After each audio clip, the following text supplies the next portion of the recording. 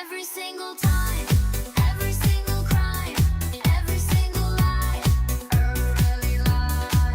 Every single hour, every single day, every single night, early lie. I know it's hard to believe it's the whole forest, not one tree, and it's every branch and leaf. They're born to deceive, but I'm telling you the truth. It's not just one or two, it's every single Jew. They all hate you, and it really breaks my heart. But their lies are off the charts, and they only bring us harm. You gotta get smart. So if you want to be safe and don't want to get replaced, it's best you start being based, or you'll get erased. Every single time, every single crime, every single lie, early life. Every single hour, every single day, every single night, early life.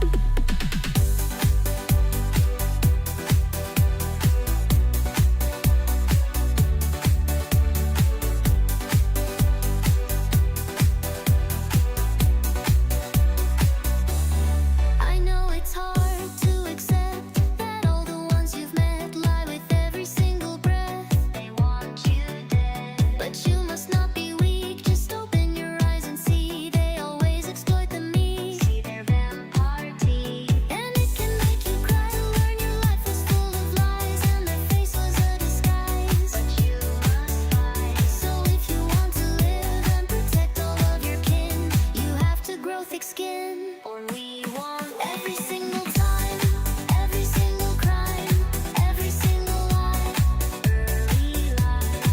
Every single hour, every single day, every single night, early life.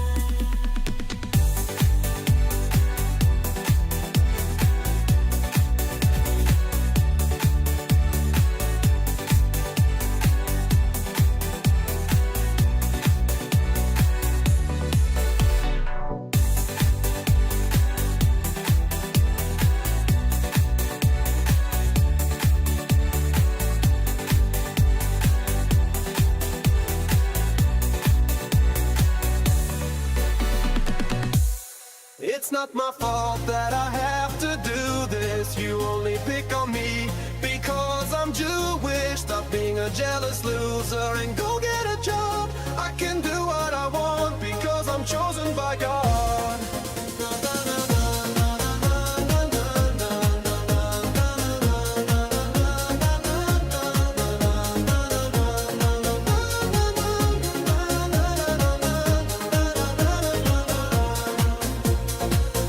If I don't run your media, someone else will. If I don't edit Wikipedia, someone else will. If I don't limit your reach, someone else will. If I don't censor speech, someone else will.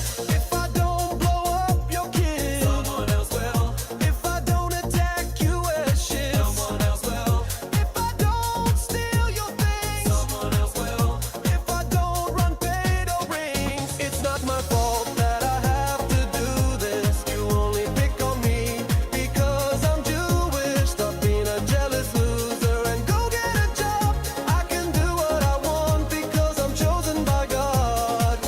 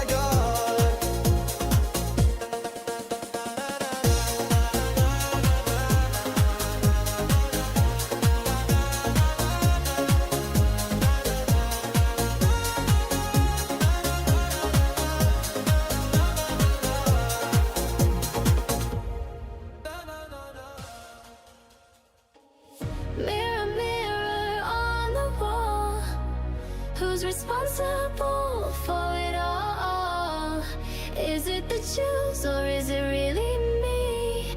Tell me the truth so I can be set free.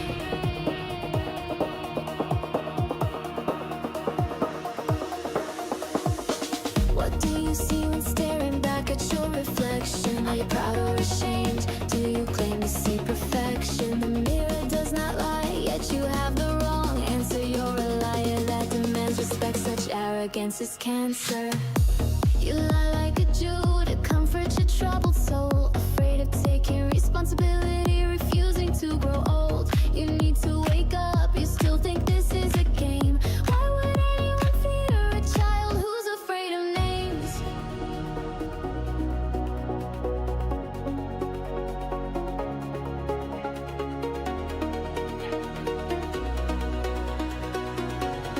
You niggas ready? You know what time it is? Let's go!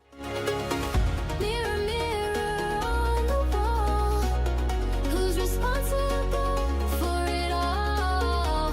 Is it the Jews or is it really me? Tell me the truth so I can be set free. Mirror, mirror on the wall, who's responsible for it all? Is it the Jews or is it really me? Tell me the truth so I can be set free.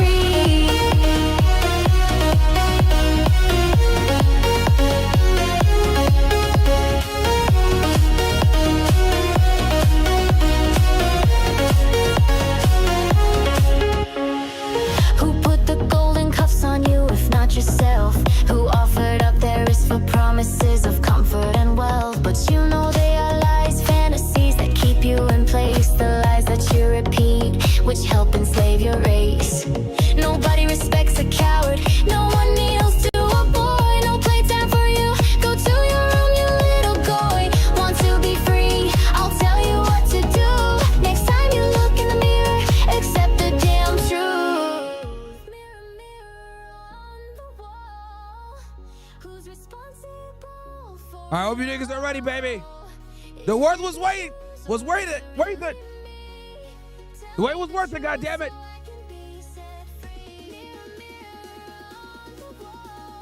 Let's go!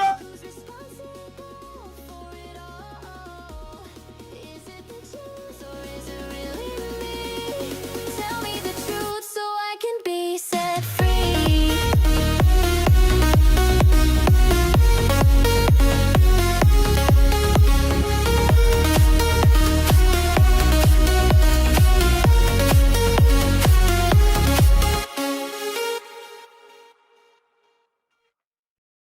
All right, we are live, guys. What's up? Welcome to the stream. Welcome to the stream. We are live. What's up, guys? Oh man. It is September 9th. About to be 8 o'clock. Got a lot to talk about today. Holy crap. Been a lot of stuff going on. We got, literally, we're going to talk about some feuds. We're going to talk about 9/11 and Tucker, along with Pierce. We're going to talk about Hassan and Nick. We're going to talk about Israel striking Qatar, which is absolutely nuts. I was online earlier. That's actually a big reason why I'm fucking so tired right now, is because the news broke as I was getting ready to go to sleep. So I was like, oh shit. So I stayed up longer than I should have to kind of get information on what's going on. So I was covering that. We're also going to cover Ben Shapiro's appearance on The Breakfast Club. I'm thinking, guys, I'm going to North Carolina, as you guys know, on the 11th. And let's see here. I think I might leave Monday morning. Thursday morning. But yeah. Hold on, I'm going to message Sean real quick. But yeah, I will be, guys, for those of you that are wondering, yes, I'm going to be in North Carolina September 11th. Okay? September 11th, I'm going to be in North Carolina at UNC Asheville. So that's going to be a good time. And yeah, let me read some of these chats, guys. And then I see there's a Twitter space with Sulaiman that they're still running. We'll jump in there and see what they're talking about a little bit. I was in there earlier talking about the Qatar stuff. All right, we got Lavelle here says, just start the pod at like 7 or 8 on non-FNF days. We'll take the night train. Better sleep makes better streams. Yeah, no, it does, bro. It does. And I'm really trying to figure out what time I'm going to do the show. I'm trying to figure that out because I'll be honest with y'all, bro, 5 p.m. is sucks. It fucking blows. Because the problem is that by the time I get done, guys, by the time I get done with Fresh and Fit, because here's the thing. I do Fresh and Fit, then I do After Hours. By the time I'm done with After Hours and everybody's home, it's like 3 o'clock in the morning, bro. 3 o'clock in the morning. So now I'm wide awake. And then what I'll do is I'll take that time to research the news, scroll Twitter, see what I'm going to talk about the next topic. And then what I'll do is I'll make an event for the debrief the next day. That's why when you guys see me putting in test in the chat and shit, I'm there setting up the stream for the next day, right? So by the time everything is done, bro, it's like 7, 8, 9 a.m., something like that. And then I still can't go to sleep. Sometimes I won't go to sleep till like the fucking afternoon. So I got to figure out a time that I can do that deals with my vampires like schedule. So yeah, I did like the 5 p.m. time though. Well, I'm going to figure something out.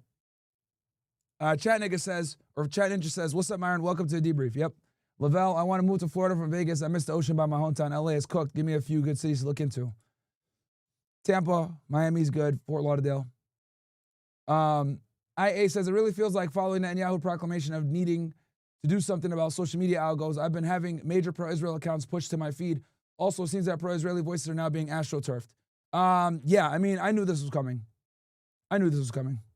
Joker, Russia sent drones into Poland's airspace. Join Slaves airspace for a little bit to find out. Okay, I will do that right now. Israel is slowly starting a war with every Arab country. Next is USA. Yeah, bro. Yo, these niggas are out of control, bro. They're literally... Yo, I was shocked that they bombed Qatar today, bro. I was shocked that they bombed Qatar. Chat. Incredible. These guys literally... Yo, these dudes are reckless. Bombing a Gulf state ally? What? Bruh. Kumo DTV, Russia's heavily on the offensive. Whole EU is getting involved. Sulaiman has stuff going right now on Twitter. Why the hell would they bomb Qatar? Okay, look, I might as well address this real quick because it's breaking news. We're going to cover this more in detail, but here's the Cliff Notes for you niggas. For decades, the higher ranking guys in Hamas have lived in Qatar. Okay, guys, they've lived in Doha, and which is a major city in Qatar. It might be the capital. But Qatar, guys, is a very wealthy Gulf state. It's just like the UAE, okay? Lots of money, strong economy. Well, when I say strong economy, I mean as in like they're a wealthy country, right? They get a bunch of protection from the United States, and their energy basically is what makes them wealthy, right? Because they have access to the U.S. markets alongside like places like Saudi Arabia, etc. So since these guys from Hamas have been there in Qatar for a very long time, they've been there pretty much safe for a long time. Israel bombed them in Qatar. Literally bombed them. Now, we don't know how many of them are alive and how many of them are dead, because I've seen conflicting reports. I've seen some reports say the entire leadership is gone. Then I've seen other reports saying that the leadership is still intact and some of them survived. So I don't know, right? But bombing a sovereign nation to get rid of foreign dignitaries is absolutely fucking nuts, guys. Absolutely nuts. And the reason why this is so problematic is because this is a huge slap in the face to Qatar. Huge slap in the face. Because here's the thing, guys. It's one thing to get your country bombed. It's another thing to get your country bombed and have a foreign dignitary die in your country. That's incredibly embarrassing. Diplomacy nightmare. This is what happened to al-Haya last year in Iran when he was killed in Tehran and assassinated by the Mossad. Some people are saying, oh, the Qataris knew. Some people are saying they didn't. I'm leaning more towards they didn't know. And the reason why I'm saying they didn't know is because it's incredibly embarrassing to have your country bombed by another nation to kill a foreigner in your country that was seeking refuge, by the way, there. So we'll see. Let's go ahead and jump into space, though. Apparently there's some shit popping off. Let's jump into space, see what they're talking about. There might have been some development since I went to sleep, but Let's jump in here. See what they're talking about. And then we're going to cover all the other stories. We got a long one tonight, guys, so don't worry. You guys got a good show coming up. Got a lot to talk about, like I said before. We're going to talk about Nick Hassan and Hassan Piker, because I got some shit to say about Hassan. We got, obviously, the bombing in Qatar. We got updates with the conflict. Twitter Spaces. They're going to talk about Ben Shapiro denying genocide. We're going to talk about Tucker Carlson and 9/11 with Pierce. Like, it's always like either they're suffering or they're causing suffering. It's never like, just One sec, guys. the best of the best in a non asymmetrical situation. And so when I said that, it didn't really strike a chord or anything like, or I mean, it didn't really resonate with anybody is what I'm trying to say. But then all of a sudden I just saw this girl, I don't know who she is, but she posted, a lot of the people on the right are outraged by the murder of Irina Zarutska and are calling for her killer to get the death penalty. They should be. Now imagine 1,200 Irinas. Do you understand Israel? And it's just so ironic that it happens to be a Ukrainian, and we always draw these parallels between Ukraine and Israel. And now they're already monopolizing victimization, even in this. So it's just something interesting. I don't know if that really was part of like what you guys were just discussing, but if you'd like me to just to chime in on anything that you guys were specifically talking. Oh, the Russian drone that crashed in Poland. Yeah, I was just Just some more breaking news. The tweets in the nest. There is a Russian drone that's crashed in Poland. That tweet's in the nest. yes. But yeah, go ahead. Yeah, that's basic. That's probably the most important thing right now. It was shot down. Apparently, Ukraine warned them, but what do you how do you guys feel about that? Is this? I mean, I'm not suspecting. I'm not like going to be a sensationalist and say this is going to trigger Article 5, because we know that everybody's trying to avoid that. Well, not everybody, but at the same time, like, holy shit, it's getting there. So we have to be honest. Like, this is crazy. So what do you guys think really happened here as far as the Russian drones in Poland? Is it accurate?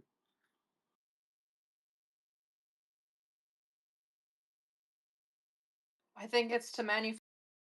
Caught my eye just because it said Poland and they always try to sensationalize it. But But Poland's always used, isn't it, as an example of incursion into NATO territory. So we mentioned this earlier, but you remember when? okay, I got you. Yeah. Remember, like, was it a year and a half? I think it was like 2 years ago. Time just flipping flying. That's exactly what my question was gonna be. Was like, this has happened before? Has this happened before? Well, there was a missile that about 2 years ago hit Poland, and at that time they this was before the Gaza genocide, and at that time when the missile hit, there was massive calls for acceleration and for NATO involvement, because the claim was that Russia had breached NATO territory for the very first time, and so there was going to be massive escalation. And then somebody on the ground managed to take pictures of the missile. It was confirmed then that that was actually a Ukrainian missile that had misfired, and then that stopped that stopped the escalation. But why that's important is it kind of showed the psychology at that time that any breach of Polish territory, which is vis-a-vis NATO territory, would result in basically NATO physically joining a war against Russia. So I guess even today the drones going over Russia, they were shot down. But hypothetically, as Didi and various others mentioned on the space, if there was some kind of accident, let's say someone had shot something down, maybe a NATO plane had been shot down, there was a US plane up there, there was an Italian plane up there, there was a Dutch plane up there, there was Polish planes up there. Any one slight thing that went wrong would have maybe caused massive escalation, where they would have called for NATO involvement, direct involvement, and then that would have essentially been World War III. But I just want to welcome Myron onto the stage. Myron, how you doing? Hey, what's up, man? Can you guys hear me good, or is it coming in low? Yeah, it's clear. It's clear. Yeah. Okay. Yeah, no. Anytime I join a Twitter space, my volume goes down immediately. Yo, so I was just jumping in to see what's going on with the latest with Qatar. Because I fell asleep earlier, right in the middle of when they had just gotten bombed. I was in their space earlier. Looks like you guys kept it running. Do we know how many Hamas and leadership died, or do we know who specifically? Yeah. So you left quite. Yeah. So I fell asleep I'll in the give you a morning. quick update on that. And I think it's a good idea because we've got a lot of new listeners in as well. So there's been three big pieces of news. We were going to shut the space like so many times, and then a new piece of breaking news and it's like major escalation. So the first bit is, but in terms of Qatar, what happened was, obviously, as you know, but I'll repeat it for the whole audience as well. Israel bombed Qatar. They directly bombed Qatar. We had different stories claiming or saying that basically Trump had given the green light. Others claimed that Trump had only found out just before. Others claimed he found out after the missile attack. What we do know is Trump vocally is saying that he wasn't aware of it and he's not happy about it. There's just a recent video that came out that he's saying he's not happy about it. What would the Israelis attacked? Obviously, Qatar. They attacked Qatari sovereignty. They targeted Hamas leadership in an area. Now, what happened was, Correction, Suleiman. They targeted the peace negotiators. That's who they targeted. yeah, they targeted the peace negotiators. You're right. They were also the Hamas leadership. Some of the Hamas leadership. So they targeted the peace negotiators. They went to try and basically kill them. What happened was the Americans. There's two different reports about this. One is the Americans told the Qataris, which is what Trump said, that we told the Qataris after the hit. But there's other reports from other reports saying that Turkish intelligence found out. They told the Qataris, who told the Hamas leadership, who managed to escape in time. So no Hamas, even though Israel reported that they'd killed Hamas leadership, Khalil al-Haya being an example of that, it was lit, and basically Arab media denied it, as did Hamas. Hamas denied it as well. It was later confirmed that they failed, and actually Hamas were not killed. No Hamas leadership or peacemaker or peace deal maker was killed. The only people who were killed were civilians. The family members of Khalil al-Haya, his wife and child, because it was a residential area in there as well, residential blocks in there, and a Qatari police force guy also was killed. So a Qatari citizen was also killed. And what we do know is the Qataris came out. They said that obviously they're going to go to the UN and Security Council. That means tomorrow at 10 p.m. But also, in addition to that, the Qataris said obviously they've got the ability to respond. We don't know if they're going to do that. They also said that the defense system did not track or notice the Israeli, basically the Israeli missiles, and they shot 10 to 12 missiles. So that's what happened in terms of that. What the implications of that are is, John, we could talk about that in a bit. I mentioned this earlier, but if the Qatari defense system wasn't working and that's from America, that either tells you the American system's crap, or the Americans didn't activate the system, or Israel now has done something which is even worse and shows that they're an enemy of the United States of America. Is they've basically been able to crack the American defense system, break through it, and create a system where they can break through American defense. Which what it then means is, A, you can't trust American defense because it's now untrustworthy because Israel has the ability to break through it. And it also shows that Israel now controls the United States of America completely, in the sense of America can't defend itself against Israel. So if Israelis are able to penetrate through American defense now, and then Israelis are involved in Palantir, and Israelis are involved in or Jewish Zionists are involved in the Golden Dome, it's just over for America because they basically have no tech. And then this shows that Israelis are able to sell that tech to other people, and now America has no defense. And we know in the past, Israelis used to sell American techs to Russians and sell Russian secrets to America. So this isn't something out of the realm of possibility. So it's over for the United States if that's true, and the United States weren't complicit. So that's what basically happened between Israel and Qatar. Obviously, jump in any questions you've got. We also then had breaking news that Israel's done another drone strike on the Freedom Flotilla, once again on Tunisian port, in Tunisian airspace.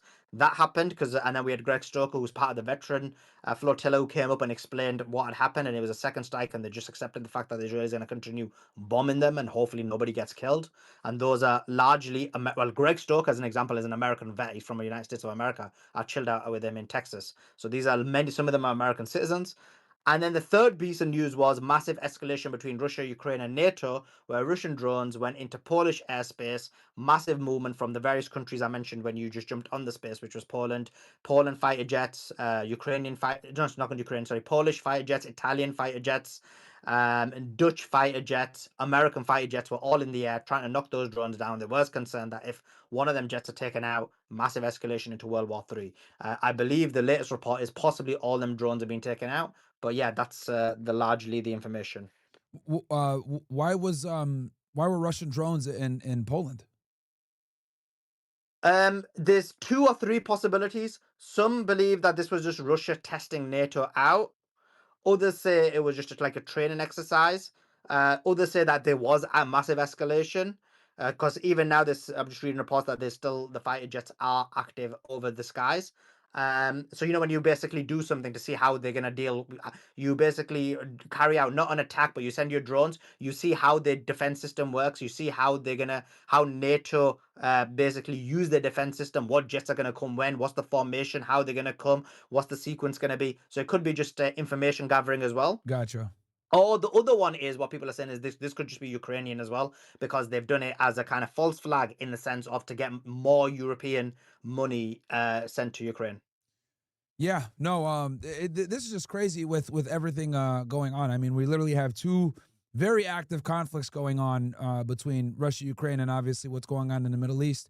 And it's interesting too, where like, so we still don't have 100% confirmation on who, because I've seen so many pro-Zionist accounts say like the entire leadership is gone, but then I've seen other people say, oh, they didn't kill the leadership or whatever. Oh no, So no, it's confirmed. Like I put a picture out. Khalil al-Haya literally done a picture, pulled out a picture with like a peace sign showing he's okay, alive.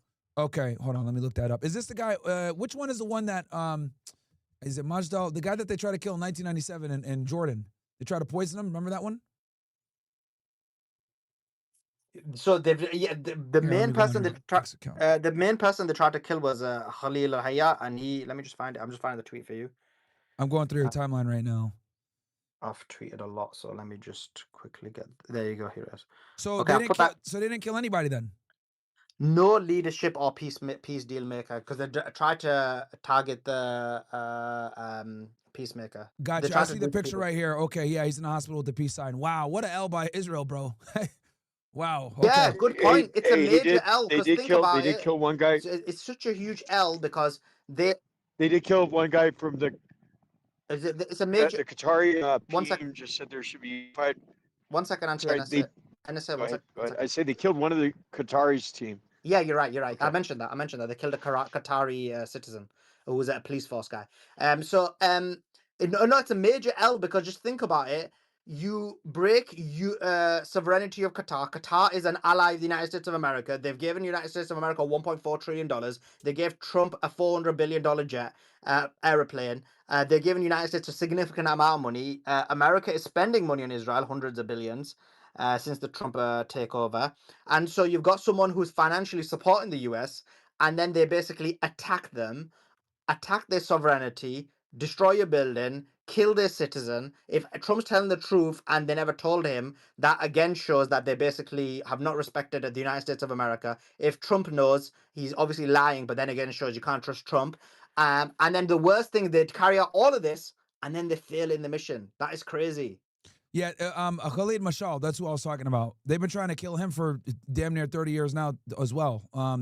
They almost got him in 1997 in Jordan. They poisoned him. I remember, like, Mossad ran an operation, and they found out about it. And the king of Jordan at the time said, if you guys don't give him the antidote, if he dies, our diplomacy is going to die. And Bill Clinton basically forced Netanyahu to get him the antidote, and they saved his life.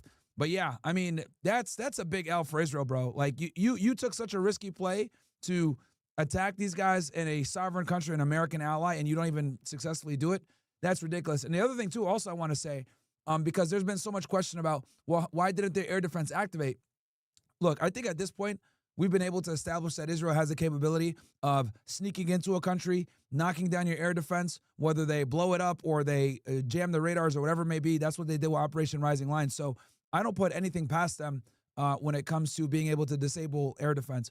But the fact that they did all this and they still couldn't kill these guys, while simultaneously risking huge diplomatic blowback, it just goes to show that these guys have a cowboy foreign policy, man. And I think the rest of the Gulf, and I was mentioning this morning, but I think the rest of the Arab world and the Gulf states need to understand that America is not going to protect you from Israel. And realistically speaking, buying all these weapons, let's be honest, who's the real threat in the Middle East? It's Israel. They're the biggest threat by far.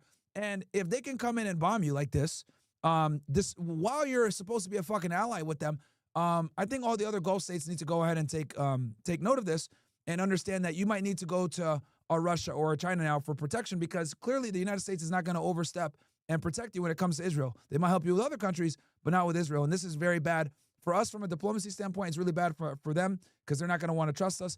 And I would not be surprised if once again the United States is pushing allies to the Far East, whether it be Russia and China. Like, I mean, we just did this with India. India met with Russia, last week or 2 weeks ago in Shanghai for the first time in 7 years because of the tariff situation. So we got some really shitty foreign policy going on right now that can really put us in a bad predicament in the future.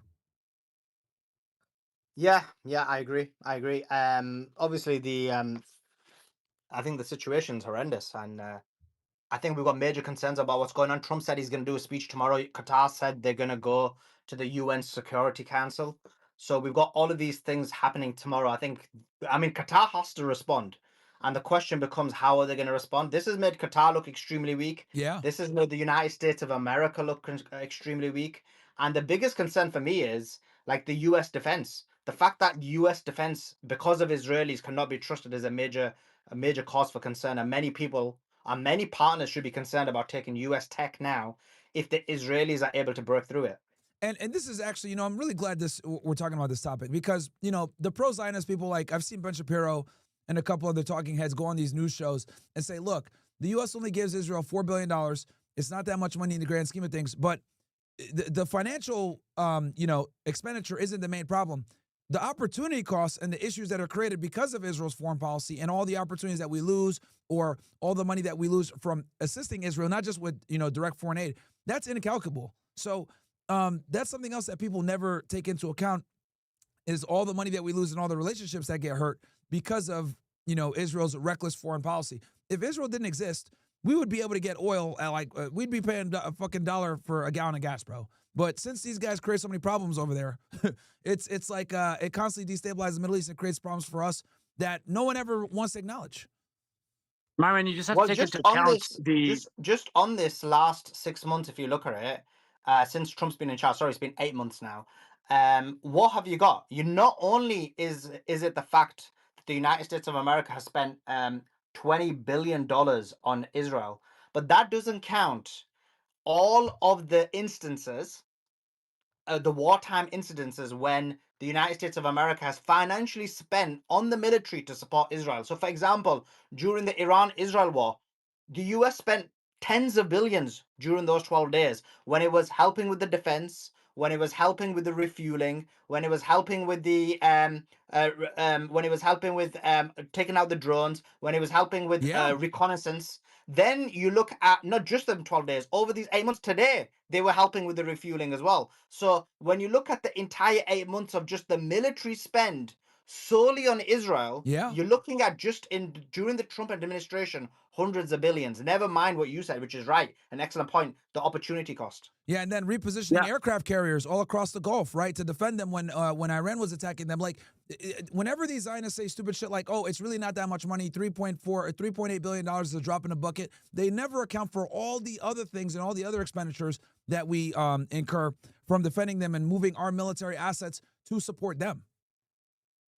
2.3 trillion on Afghanistan, 2.9 trillion on Iraq in the past 20 years. Just use those two for the base, a good base Are for. you talking about the Brown University study? No, no, I'm talking about before October 7th. I'm talking about the tens of trillions that have been invested in order to allow Israel's complete control over the region. Like the Iran-Afghanistan wars themselves count, I think, and those totaled close to 5 trillion.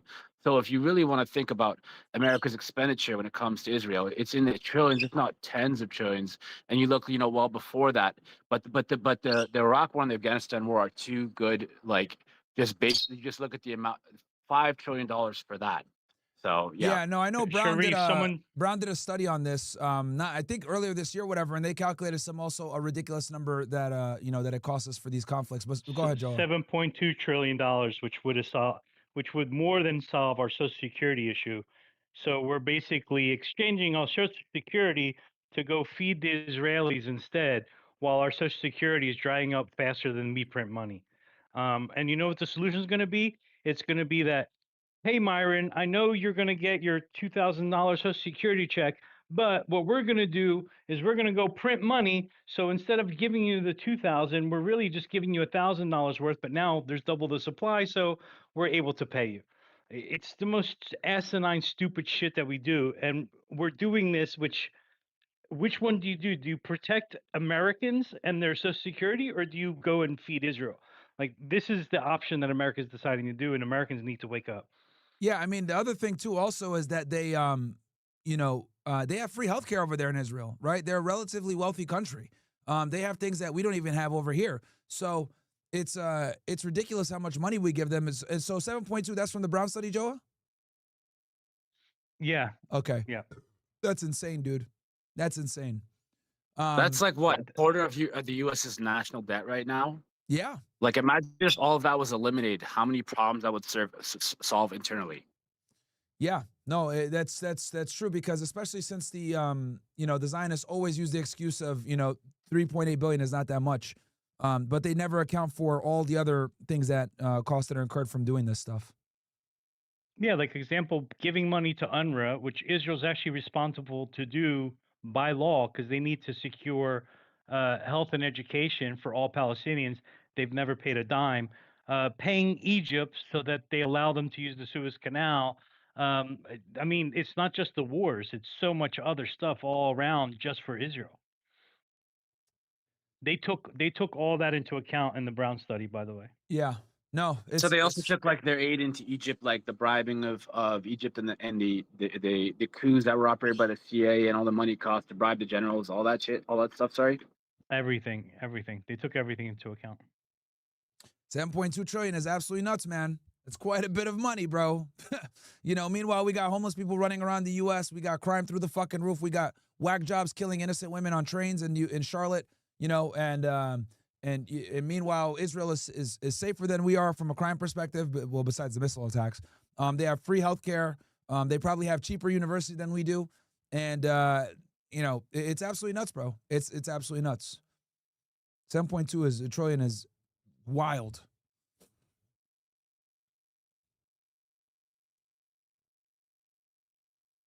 I don't know if you guys saw that the Qatar PM said that there needs to be a unified response to Israel.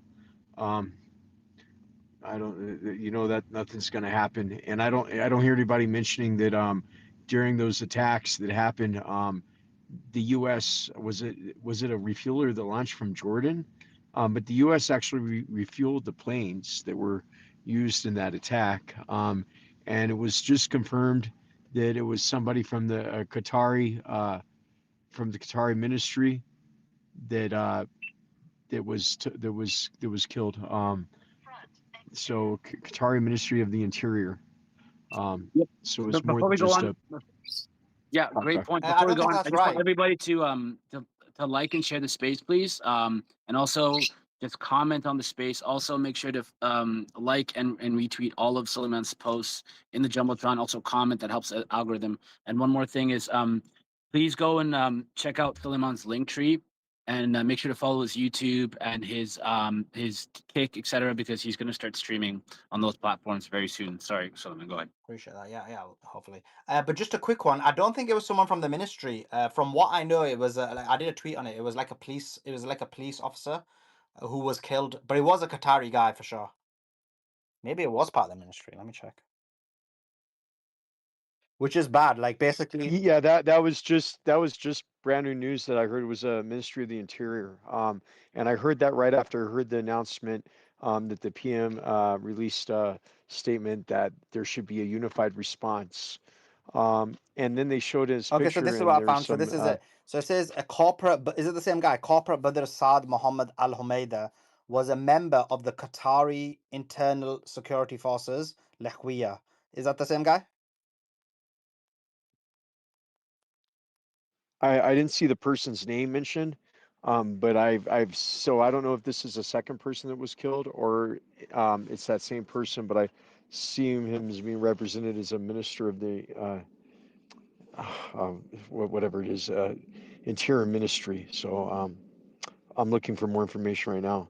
But I don't know if you guys know about the NOTAMs, the no-fly zones that are going on in Warsaw right now. I think you guys have talked about that. Yeah. But from what I know, all the drones have been taken out, right? Is that what you're hearing, or Not are you hearing something else? not only is not only do they still have it active, there's no drone. Yeah, there's one drone that crashed. But the border for Belarus is going to be closed until 12 a.m. on Thursday, and the U.S. Senator Dearborn Putin said the U.S. Senator Dearborn just said Putin is testing a resolve to protect Poland, and these incursions cannot be ignored. That was an announcement he just made. Um, so uh, let's see here, as far as anything else about that, yeah, Poland has completely closed their border with Belarus. Um, they're both Lublin and Warsaw have closed their airports. Um, but yeah, I think that I don't know if you guys saw the announcement though about the PM Qatar saying that there should be a unified response, and if they were doing if the U.S. was doing the refueling, um, I don't know why anybody thinks it's I don't think it's missiles that Qatar's air defense couldn't detect. I think simply the air defenses were turned off because it was a I mean, if you've got refuelers with American refuelers launching from Jordan to aid in this attack, I mean, what there's no active air defenses. So Yeah. I don't know why he's talking about a unified response. And it's Well, almost the same way that wait, Auntie Erdogan Anna was said, do saying. you, one second. So do you think the Americans turned it off or the Qataris? Or both? Yeah, well, I think America runs the air defenses there. I think that They do, a yeah. lot of what they yeah. But Could So have what I'm also saying been is, the Israelis. were the I air mean, defenses I, shut off with the yeah, American knowledge? I wouldn't be yeah, surprised if the of Israelis did course, it because either. The Because Americans were doing the hold on, refueling. bro. Look, yeah, I wouldn't be surprised if it wasn't the Israelis either. Keep in mind that the Israelis did this perfectly before they attacked Iran back in June.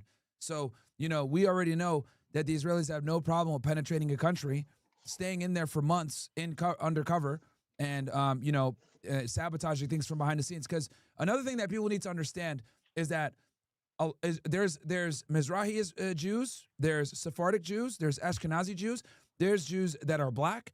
Like, they are actually fairly diverse, and they can almost assimilate into any of these Arab countries, because a lot of them, like the Mizrahi Jews, for example, are a lot of times Iraqi themselves or Arabs themselves, and they speak perfect Arabic. So you won't even know that they're in your country and embedded. There's Iranian Jews, so Oh, you're right. I wouldn't be surprised if they did that Works. either. But No, just a quick one on that's how that. this all works. One second, Well, Auntie Anna said 1 second, yeah, bro. So just go ahead. on that though, I guess the main point here, Myron, is there's reports saying that the Israeli jets, they were refueled by America. So if they were refueled, that means likely the United States of America knew. Now Trump is saying he wasn't 100%. aware. Sorry. No, Sorry? I agree with you 100%. Like there's no way that Pete Hegseth didn't know, and with Pete Hegseth not knowing, obviously Trump's gonna know. But then the question becomes, how soon did they know? Because Trump is claiming wasn't aware. Obviously, he could be lying, which is highly possible. But he's really playing in, like he keeps on saying, "I didn't know," and he's saying he's going to have a conference tomorrow and speak about it. Now, if Trump didn't know, that again shows that he's basically Israel sees him as nothing. That they're willing to carry out an attack on an American ally, someone who's friends with Trump, someone who's probably given a lot of personal deals to Trump without his knowledge. Now, if he's agreed to it, this means that Qataris can't trust him. And it shows again that they shouldn't be sucking up to the United States of America when they've taken $1 trillion of them, and then they've basically They just gave him a jet. Doha bombed. They just gave Sorry? him a jet too recently. They just gave him a jet, and they pledged to invest billions of dollars into the United States. So this is like 1.4 a huge, trillion. 1.4 trillion. There you go. So even more. 1.4 trillion. And then that's not counting the jet, which is 400 billion. Bro, this is just like a major slap in the face. And I think this goes to show what we've been saying now for almost 2 years, is that Israel is a rogue state that literally runs cowboy foreign policy, does whatever the fuck that they want. They shoot first, ask questions later. Literally, their motto is rise up and kill them first. And that is what they use to justify their reckless foreign policy. And the problem here is that they have too much goddamn power within our political structure, where we can't even challenge them or stop them from doing a lot of the shit. Honestly, I look at it like they don't even need permission from us. They just kind of say, all right, U.S., we're going to do this. And the U.S. is kind of like, okay, I guess we're in here with you guys. And it is what it is. So, I think the Gulf states are going to be on notice. I think this can obviously shift. Russia and China are absolutely going to use this to their advantage and be like, look, Saudi Arabia, look, UAE, look, Qatar. Clearly, the United States can't fend off Israel. Clearly, they can attack you whenever they want. You might want to go ahead and start pledging allegiance to this side of the world versus, the West. So we'll see what happens. And man. I think as an American, the biggest concern for me is this. that as an American, your sovereignty and your defense should be run by you. So, like as an example, if it's in the future, well, we know right now, me and you know, it's not in the Americans' interest to have allies like Israel. But let's say they become an enemy. Your defense shouldn't be relying on your enemy. If Israel now has the ability and technology to break through American defense, which is what Trump is claiming, that's a major concern. If Israel's able to basically put bombs within pages, explosives within pages, and take out Hezbollah 10 years later, what can they do in the Yeah. United States of America? If Jewish Zionists are in charge of Palantir, which is tracking every single one of us in the US and the UK, how can they use that technology against us if someone disagrees with the Israeli decision? Or, for example, the Golden Dome, that's Jewish Zionists who are all involved in building it. So imagine they just use that against the United States of America or sell that to Russia or China. I think from a defense perspective and a sovereignty perspective, that is the major issue. If Trump's not lying, which he may be, if Trump's not lying and they broke through the defense, I think that's a major concern. Yeah, no, it is. And I think another thing too that is like the blind spot that no one is seeing is if we allow Israel to become the hegemony in the Middle East, what's going to happen is they're going to become so powerful where they won't need us anymore. And when they don't need us anymore, guess what's going to happen? They're going to start selling our secrets. They're going to start, since they know our techniques, etc., and they're going to basically work alongside other nations to dethrone us if needed, because we've seen that the Myron, there's Israelis this whole only care there's this about whole thing about themselves. them. Bro, can you There- stop there- interrupting there- me when there's- I'm talking, bro? Can you stop doing it? It's really Sorry, fucking annoying brother. that you do that shit.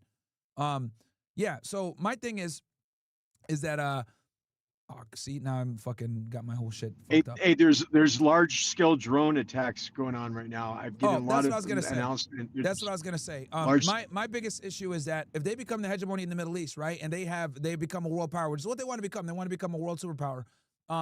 What's to stop them from selling our secrets? What's to stop them from getting in bed with our enemies? What's to stop them from doing what they need to do, right, to get ahead? Sometimes when it's not at our, I mean, if they're our ally right now and they do shit that fucks us up, what do you think they're gonna do when they no longer need us? So I think them, getting bigger and bigger and expanding territory and becoming more powerful actually is going to be counterproductive to us. I Hey, think they're already trying to. Slovakia and Hungary have just moved to the highest state of alert right now, and I've heard of a bunch more launches right now. I don't know if Wait, these are. Anti-NSA, quick question. You said there's a large-scale drone attack. What do you mean? I thought there was no Yeah, drones left.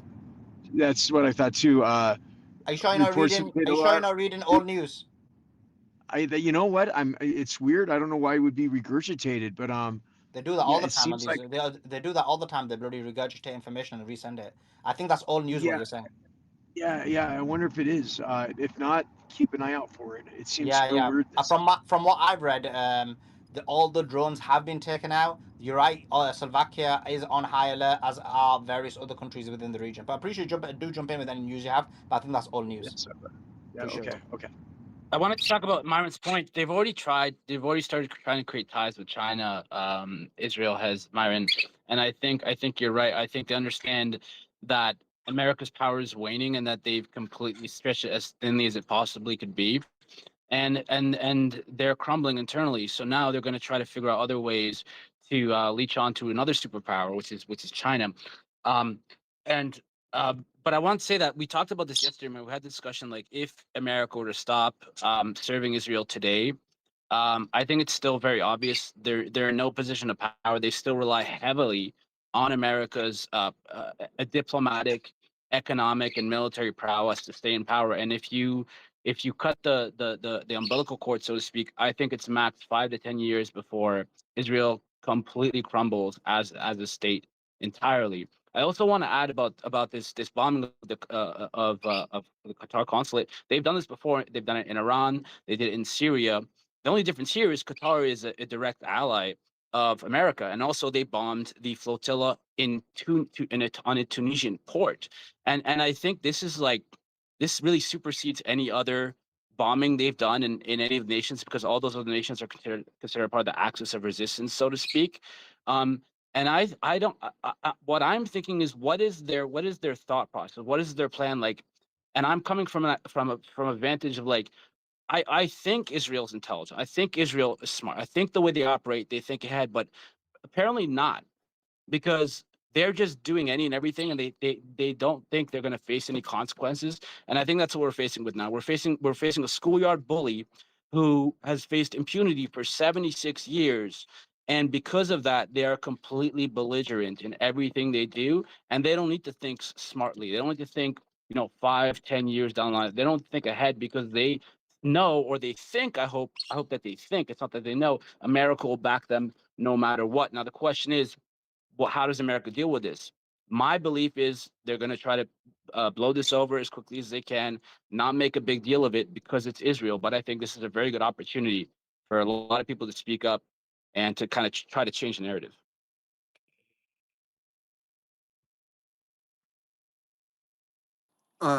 I feel like Sharif, if you don't mind, or if anybody else wanted to talk, my bad, but I'll just Yeah, be quick.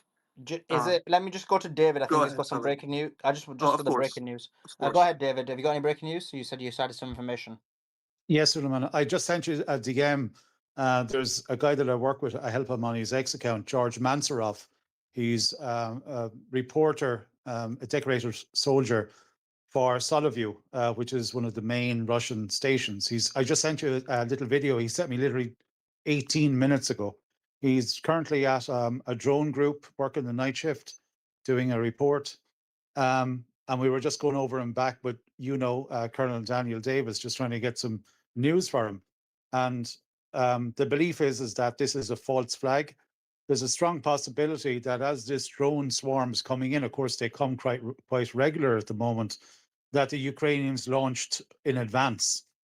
And if you remember a couple of years ago when they threw that missile into Poland that killed the two farmers, this is very similar. This is a false flag. We already saw a false flag in the last 24 hours where the Ukrainians killed 21 pensioners as they were gathering by a mortar shell when they were gathering to collect their pensions. That's now been proved that it was intentional, something similar to what they carried out in Busha in 2022. But that's coming now from, I just sent you the clip.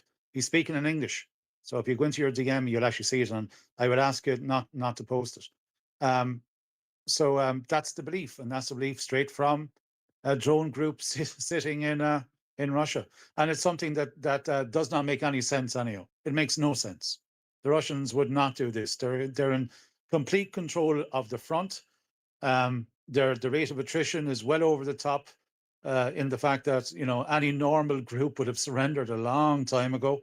But, the NATO wants sacrifice. And this is, they're sending the entire country walking into the cauldron and with no care for anybody. I find it, as I said to you before, extremely disturbing and disconcerting that this is what we are witnessing, because for the last even year, it's a complete slaughterhouse. I believe even the released hacked numbers that came out 2 weeks ago quite clearly show this, and several members of the RAD are confirming it. But this certainly looks like that it's a false flag.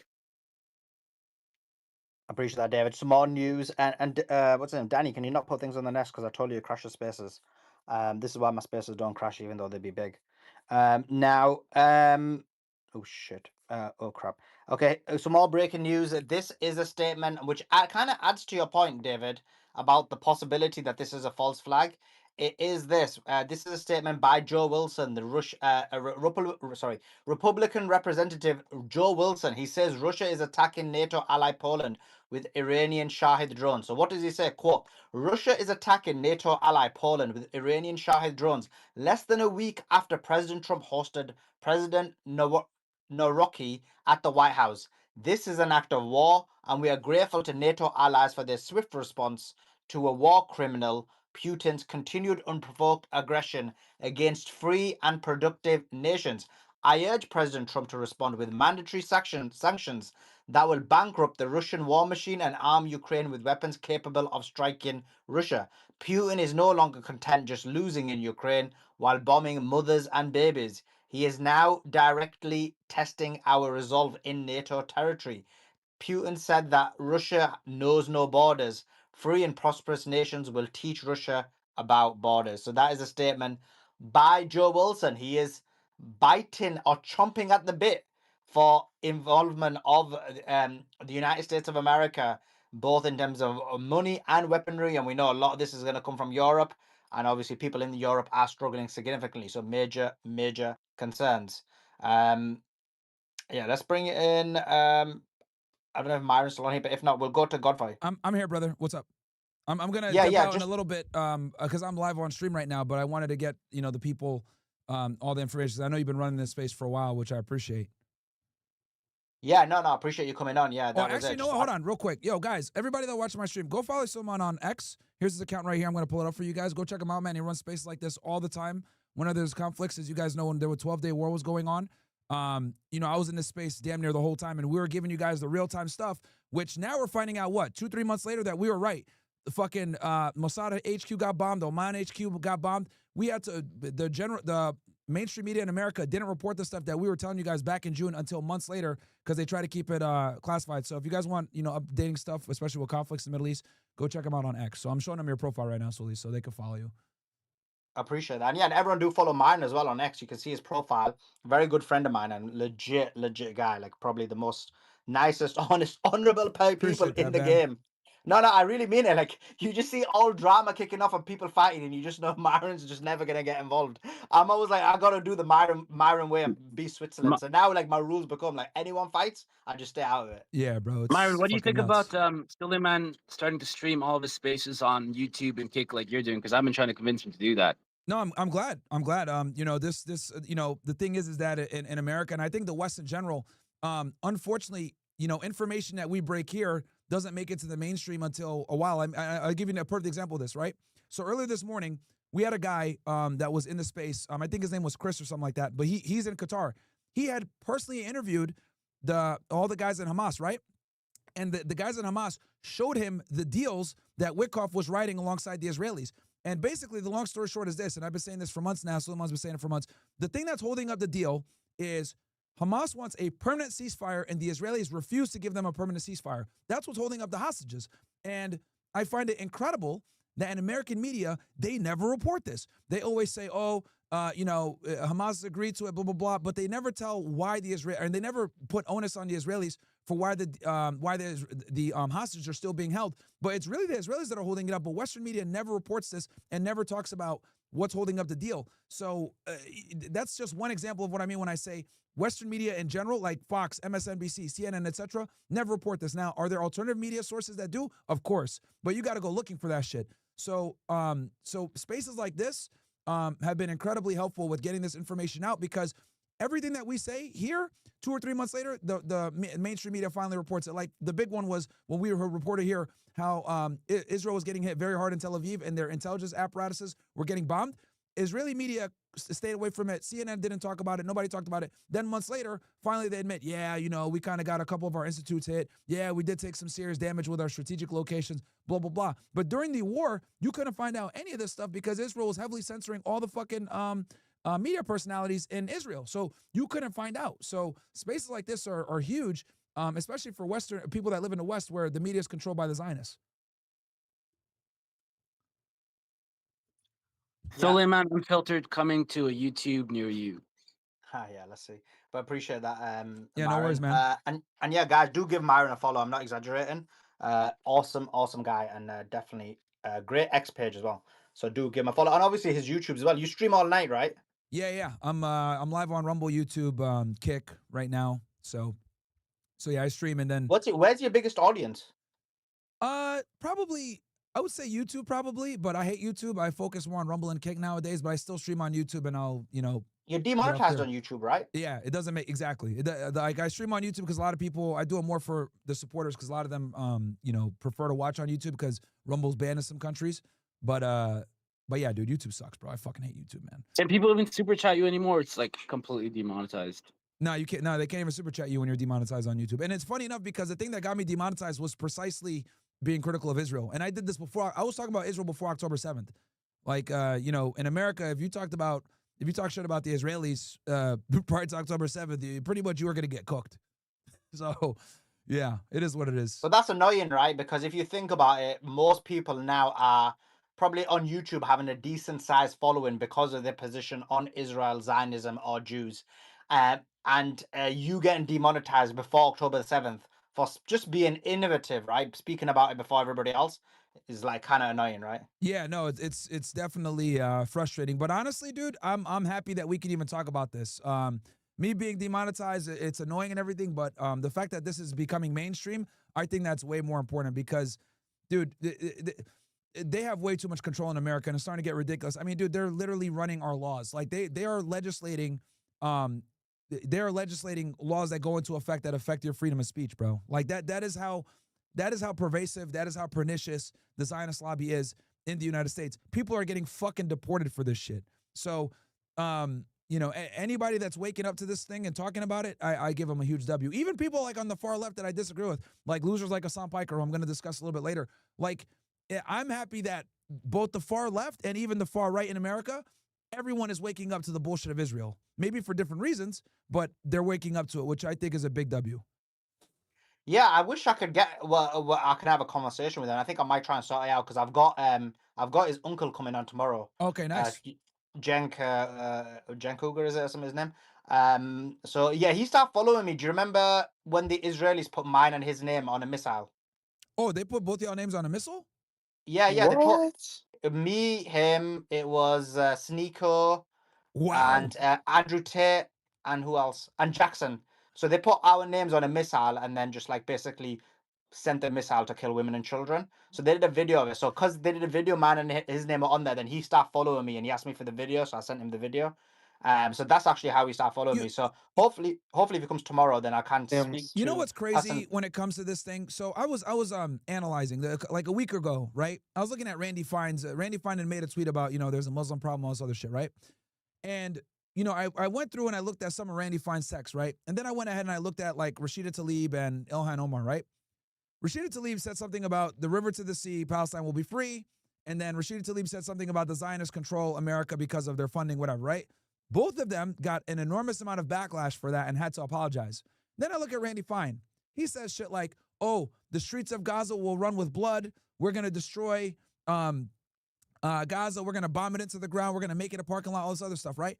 And I find it absolutely incredible how if you're a Jewish Zionist politician, you can openly call for the destruction of the Muslim people. But imagine if Rashida Tlaib or Ilhan Omar said, "Oh, the streets of Tel Aviv will run with blood," bro. They would be kicked out of fucking government so quickly, and an FBI investigation would be opened on them immediately. And this is the double standard that really annoys me. Israelis and Zionists are able to openly push for and incite violence towards Muslims, Arabs, what they call terrorists, etc. But the reality is, if anyone wants to say anything negative about Israel, like the streets of Tel Aviv would run with blood, they would go to fucking jail. And I think this is a perfect example of that. Shows even with our politicians how the Israelis get a certain level of cloak and protection that other groups of people aren't. Randy Fine has said a whole bunch of ridiculous shit that any other politician would have been fucking fired for and probably put in prison for inciting violence. But he's able to say it. Why? Because he's fucking Jewish. And we need to be able to have these difficult discussions where Israelis and Jews especially have a certain privilege that other people are simply not afforded. And it's ridiculous. And we need to call it out. Yeah, and just to Myron, I add to what totally you're agree. saying, Sully, if you don't, go ahead. Go ahead. just to add to what you're saying, which is extremely, I completely agree with. But in addition to that, and I've seen you mention it, I believe you mentioned it, but Sneeko mentioned it as well, which is quite accurate. That when you look at this massive attack on Muslims, and especially in the UK and in Europe, but mainly in the UK, and this redirection that's occurred by right-wing Zionist Twitter from the United States of America, and obviously the entirety of the UK is right-wing Zionist. This has been done intentionally because of to reframe the conversation, to redirect people away from what's happening, because everyone's got annoyed by the Zionists, everybody's annoyed by the Israelis, to redirect conversation and attack Muslims, and people like Tommy Robinson have been activated. And what it shows to me is like a lot of these people like, we hate the Jews, right? Or it's the Jewish problem. But as soon as they do a psyop, these people fall for it. I mentioned this before. They said false flag. And these guys were like, oh, false flag, false flag. They kept on saying false flag for everything. But what they didn't realize was it's not going to be the same type of false flag.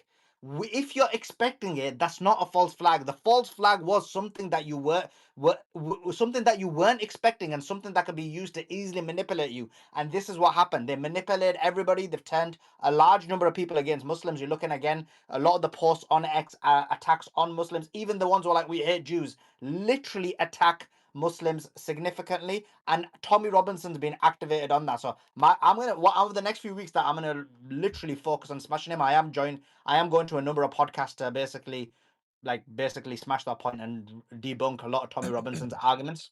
So hopefully we do that. And my thing is like I don't care if people want to criticize Islam. I've actually even though I grew up in a Muslim household, I respect people's right to criticize Islam and say what they want to say because I do believe in the First Amendment. My issue isn't with the criticisms of But Islam. I agree with you on My that. I agree with problem you. is with the fucking crazy lack of not being able to do it on the other side where Zionist Double Jews are able standard. to, there's a double standard that's ridiculous where Zionist Jews can openly call to nuke Gaza, kill kids, do a whole bunch of shit. But if you saw a Muslim politician saying the same stuff about Tel Aviv, that motherfucker would be in jail before fucking lunchtime. So that's my issue here, where they're openly able to call for genocide with zero consequence as American fucking politicians. It's one thing if you're a private citizen, you can say all the crazy shit you want. But as an American fucking politician that's elected with a significant amount of power, people like Randy Fine, who are fucking Israel first, saying this shit, meanwhile Rashida Tlaib and Ilhan Omar get penalized for saying a fraction of that, that just goes to show the disparity in who really runs this country.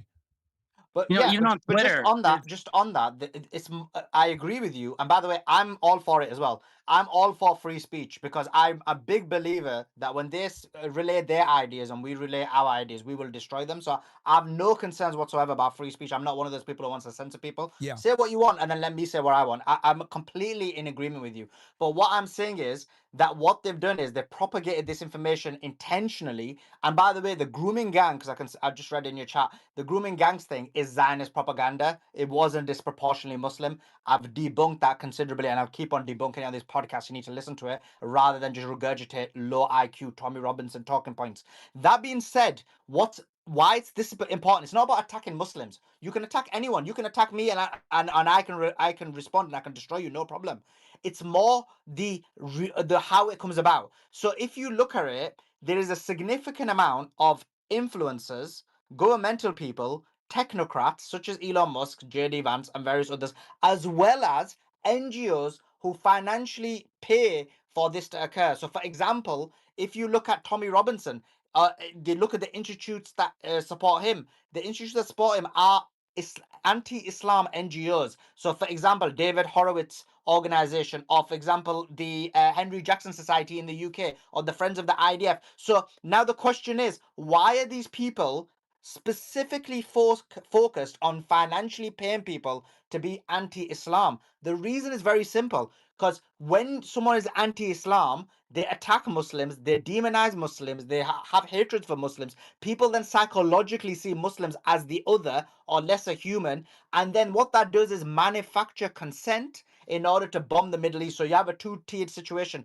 where people are willing to allow the bombing of Iraq, the bombing of Afghanistan, now the bombing and the murdering of Palestinians based on this anti-Muslim hatred, which started in 2001 after September the 11th. All these NGOs came up. Who's financing these NGOs? It's all Jewish Zionists. So now the question becomes, why are Jewish Zionists intentionally paying for this? And so the reason is for what I said. So then the point becomes, if you agree with them, you're essentially agreeing with the Jewish Zionist agenda, which is to demonize Muslims. And so that's why I say, all you people who cry about Jews, if you're going to fall for them, or you're going to be on their side for the very thing that they basically have spent 25 years perpetuating and doing, then you're literally their bitch. You're literally their puppet. And then what's the point of you? Don't cry about Jews because you're their puppet. That's my point. Yeah, no, I mean, I think it's very important that people understand that there's absolutely a vested interest in demonizing Muslims in America. And I think this is just, I think it's, and here's the thing too that I've noticed. Anytime people start to clamp down on Charlie Kirk and say, hey, bro, you need to stop shilling for the Zionists, anytime people start calling out Brandon Tatum, anytime people start calling out these right-wing political commentators that clearly are fucking shilling for Israel, they immediately say, oh, well, we got a Muslim problem in America, blah, blah, blah. Look, this is what I'm going to say when it comes to this shit, right? And I made a joke about this a couple days ago, but I'll repeat it here because I only said it on OSS. At least with the Muslims, you know that they're fucking coming. Right? They tell you openly, we're going to spread Islam, we're going to fucking, take over, global caliphate, blah, blah, blah, right? At least the Muslims tell you what their intentions are. The difference between the Muslims and the Jews are, the Jews don't tell you what they're trying to do, and they're in the fucking back rubbing their hands, right? With a gun pointed at your back, and you don't even know what the fuck is going to happen because they subvert our foreign policy while pretending as if their problems are also our problems. Every single time Netanyahu does a Western interview, I don't know if you guys caught on to this, he always makes sure to put out there, this is why he's such a good trained politician. He always says, look, we're on the front lines, we're fighting these terrorists for you. If we don't defeat them, they're going to come after you guys next. And he says that in every single Western interview, right, to make it as oh, if we do some shit that you guys don't like, well, we're fighting them first for you guys. So if you guys deal with some bad blowback from our foreign policy, it's okay. We're protecting you in the end. And this gives them a cover where they're able to do stupid shit like preemptively bomb Qatar, do stupid shit like run a fucking undercover operation in Iran and almost bring us into a large scale conflict. So they always use their problems and try to mask it as, oh, it's also your problems. We're just on the front lines. So, and they've been doing this for a very fucking long time. And then we got political commentators in America that double down and agree with this bullshit, saying, yeah, we need to give Israel everything that they need because we got a huge Muslim problem. I would argue Judaism is far more dangerous and pernicious to America than Islam, because with Judaism, they don't let you in. They don't want to recruit anybody. You can't, they don't teach you Hebrew. They don't teach you, they don't want you to convert. They make it extremely difficult on purpose. At least for Christianity and Islam, they openly want to recruit other people and they're open about their intentions. The Israelis and the Jews are not. And this is an uncomfortable reality that no one wants to fucking admit because they don't want to come off as bigoted or whatever. But if we're going to go ahead and have a discussion on religions that create problems for society, I would argue an ethnocentric, supremacy-based religion that will stop at fucking nothing to destroy their enemies, I would argue that's far more pernicious than Islam. Myron, And just just to to add add two some, more just to add points, some. there's two more points. There's two more points as well, Myron, which is this. The first thing is, in terms of like a lot of these, so in terms of Islam, there's nothing you will find in Islam that doesn't have a more harsher punishment in Judaism or Christianity. Let's be clear on that. So anything they talk about in terms of Islam being extreme, I guarantee you, when you look at the Quran and compare it to the other books, it'll always be a lot more harsher in the other books. The second point is this.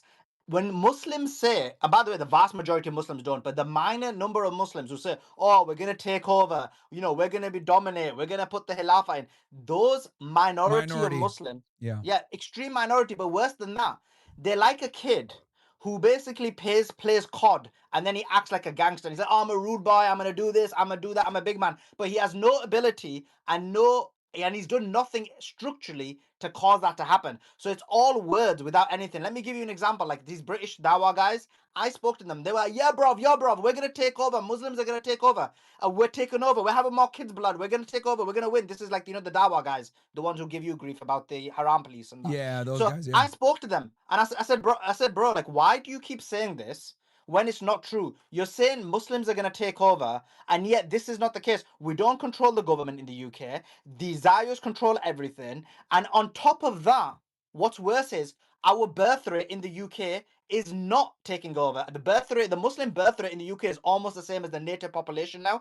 And actually, the biggest birth rate in the UK is Indian, both from males and female. And the biggest immigration is Indian. So why are you saying Muslims are going to take over when the biggest birth rate in the UK is Indian from a male, the biggest birth rate from a female is Indian, And and they're the Hindu biggest aliens, right? migration into the UK is Indian. So there's an Indian takeover more than a Muslim takeover. So why act like a gangster? And then they were like, yeah, okay, we agree. We're gonna watch what we say. But this is like the bigger issue you have. That a lot of them blag it, but there's no substance behind it. Whereas with the Zionists, there is huge substance behind it. They have taken over all of the UK society. They've taken over all of the NGOs. They have their own police system. They have their own legal system, both in the UK and the US. I went to New York and they had their own police outside the synagogue. They have their own legal system in there. So when they talk about Muslim takeover, that's just bullshit. In the UK and the US, they have their own police system and they have their own legal system, and they control the politics, the NGOs, and every single aspect. Muslims don't control nothing.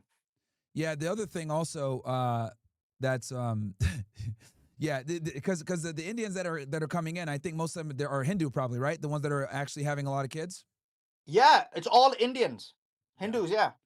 Yeah. No.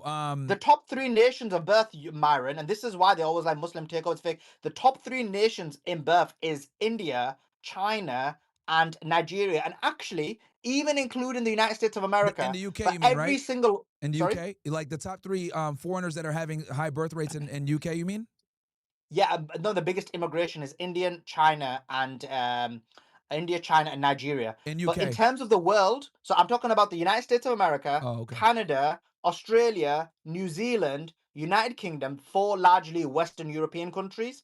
The biggest immigration into all of those is India and China. The only difference is in the UK, you got Mexico as well. Mexico's number one, India and China's 2 and 3. But the rest of the countries, India and China's 1 and 2. So this whole idea of a Muslim takeover is just fake news. There is an Indian and China immigration, mass immigration into those countries. It's not Muslim. You I know, want to add something some else that's statistics also as well. interesting as well with Keir Starmer. If you guys remember, like a month ago, he gave the ultimatum that if Israel didn't slow down its relentless starvation campaign in Gaza, that they would recognize Palestine as a state. And then, funny enough, Keir Starmer yesterday says, "Oh yeah, Israel's not committing a genocide," as they assist Israel with refueling their fighter jets as they bombed Qatar today. I thought that was really fucking hilarious. That Keir Starmer is absolutely cucked by the Israelis. I mean, he's a Zionist himself, so that makes sense. But he's a But Jewish Zionist himself. He Yeah. said he's got family in Israel. So I had a debate. Do you remember when we were there in Vegas, and I was speaking to Dan, and Dan was like, "Oh, he's a Jew," and I was like, "Dan, he's not a Jew. His wife is, his kids are, but he's not." And then we were looking through it, and I was like, "Look, I told you we couldn't find it." And then there's literally a video clip I found that he actually says, "I'm a Jew." So he is actually a Jewish Zionist. He said his parents have got family in Israel. He's got family in Israel, and then his wife's got family in Israel, and his children have. Yeah, no, I mean, I just found it funny how like he had this tough posturing saying we're gonna recognize Palestine as a state in an attempt to try to get Israel to reel in its violence, but it didn't do anything because at the end of the day, what did he do? He bent the knee and he refueled them as they attacked the fucking ally. Absolutely nuts. I mean, if that doesn't prove to people that our foreign policy, not just America but the UK as well, is 100% subverted by the Jewish lobby, then I don't know what else is, man. Like no other country would be able to conduct a real-time fucking genocide and bomb kids, destroy families, destroy 90% of an infrastructure. No other country on earth would be able to do this and still have the prime minister running around the world as if nothing is happening. The dude is facing 2 different criminal trials. One in Israel, which he, conveniently, by the way, missed out his trial day that he had yesterday with the Jerusalem attack, and then obviously the ICC. No other country would be able to do the shit that Israel's doing, but it's because they have tentacles all across the Western world, an enormous amount of influence, not just the United States, but also the United Kingdom, also in Australia, where they're able to do all this fucking bullshit with impunity, bro. It's absolutely nuts, the shit that they get away with. No other country could do it. I want to add some statistics into this, Myron. You look at the percentage of Jews in America, it's 2.4%. You look at the percentage of Muslims in America, it's 1.8%. So this whole idea of Muslims coming to take over and institute Sharia law is absolutely ridiculous. First and foremost, because there's no Arab Muslim nation that has Sharia law. And the nation that's closest to having Sharia law is Saudi Arabia, which we know America has no qualms about because of the oil trade and the petrodollar. But again, if you look at every facet of the American apparatus, you look at the top leaders and the top owners of every single one of those industries, there is a Zionist Jew. What also needs to be recognized is that around 87, 88% of American Ashkenazi Jews are Zionists. And this includes all of the leaders, for example, the CEO of BlackRock, and the list is long of Jewish people who are Zionists who have been taking over the American system for a very long time and have now become intrinsic to that system. And there's no such thing as Muslims don't do this. So, even if you want to you want to be emotional about it and say, oh, Muslims are gonna they're not acclimatizing to our culture. Well, there's no proof that they're actually doing anything when you think of systematic effects on the system. And the only culprit, the only ethno religion that has been trying to insert this supremacy within America are the Jews and the Zionists. Yeah, no, it's a level of immunity that's absolutely nuts, and I'm glad that we're able to finally talk about it now. With the examples I gave with Randy Fine versus his Muslim counterparts, what he's able to get away with versus what they're able to get away with. The foreign policy and the cowboy recklessness that the Israelis are able to exercise that other countries would never be able to exercise.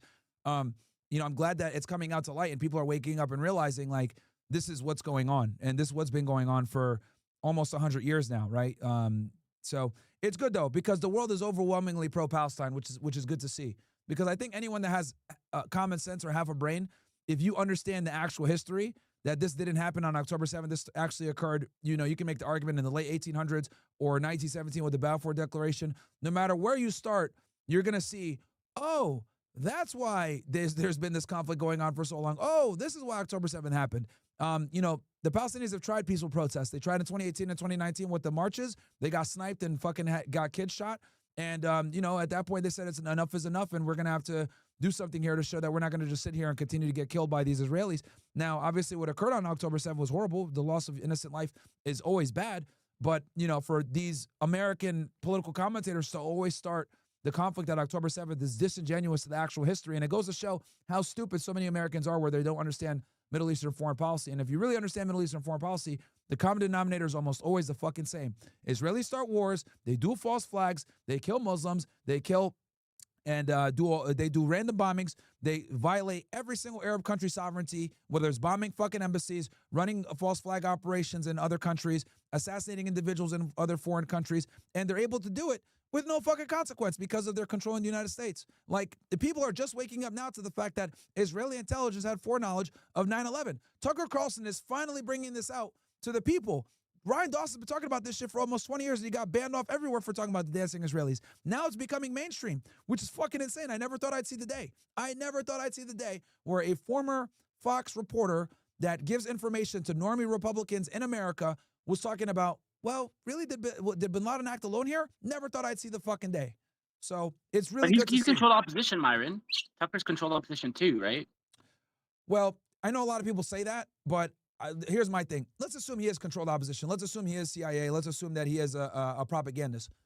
The reality is, if you're watching his content and you're getting this different perspective on what's going on in the Middle East, it's a matter of time until you're going to find people that actually do talk about this stuff. Because once you find him, you're probably going to find Candace. Then you're going to find me. Then you're going to find Nick. Then you're going to find Sulaiman. Then you're going to find Dan Bilzerian. You're going to find all these different voices that are critical of Israel once you go down that rabbit hole. So I think some people might say, oh, well, he's controlled opposition. That's fine, because he's going to lead you to other people that probably aren't. So I think it's a W in the general. Also, Myron, he also adds an extra element that he is basically not Muslim. He isn't, and so this kind of like white right wing American who is pro white, coming from his perspective, I think there is this kind of extra oomph to it. And then you look at his history with Fox News. So I agree with you. I think they're important in terms of waking a large number of people up. You could disagree with some aspects of what he says. Yeah. Obviously, we do. I mean, I heard the interview with Piers Morgan. I could highlight 4 or 5 things I disagreed with. But overall, was it extremely beneficial?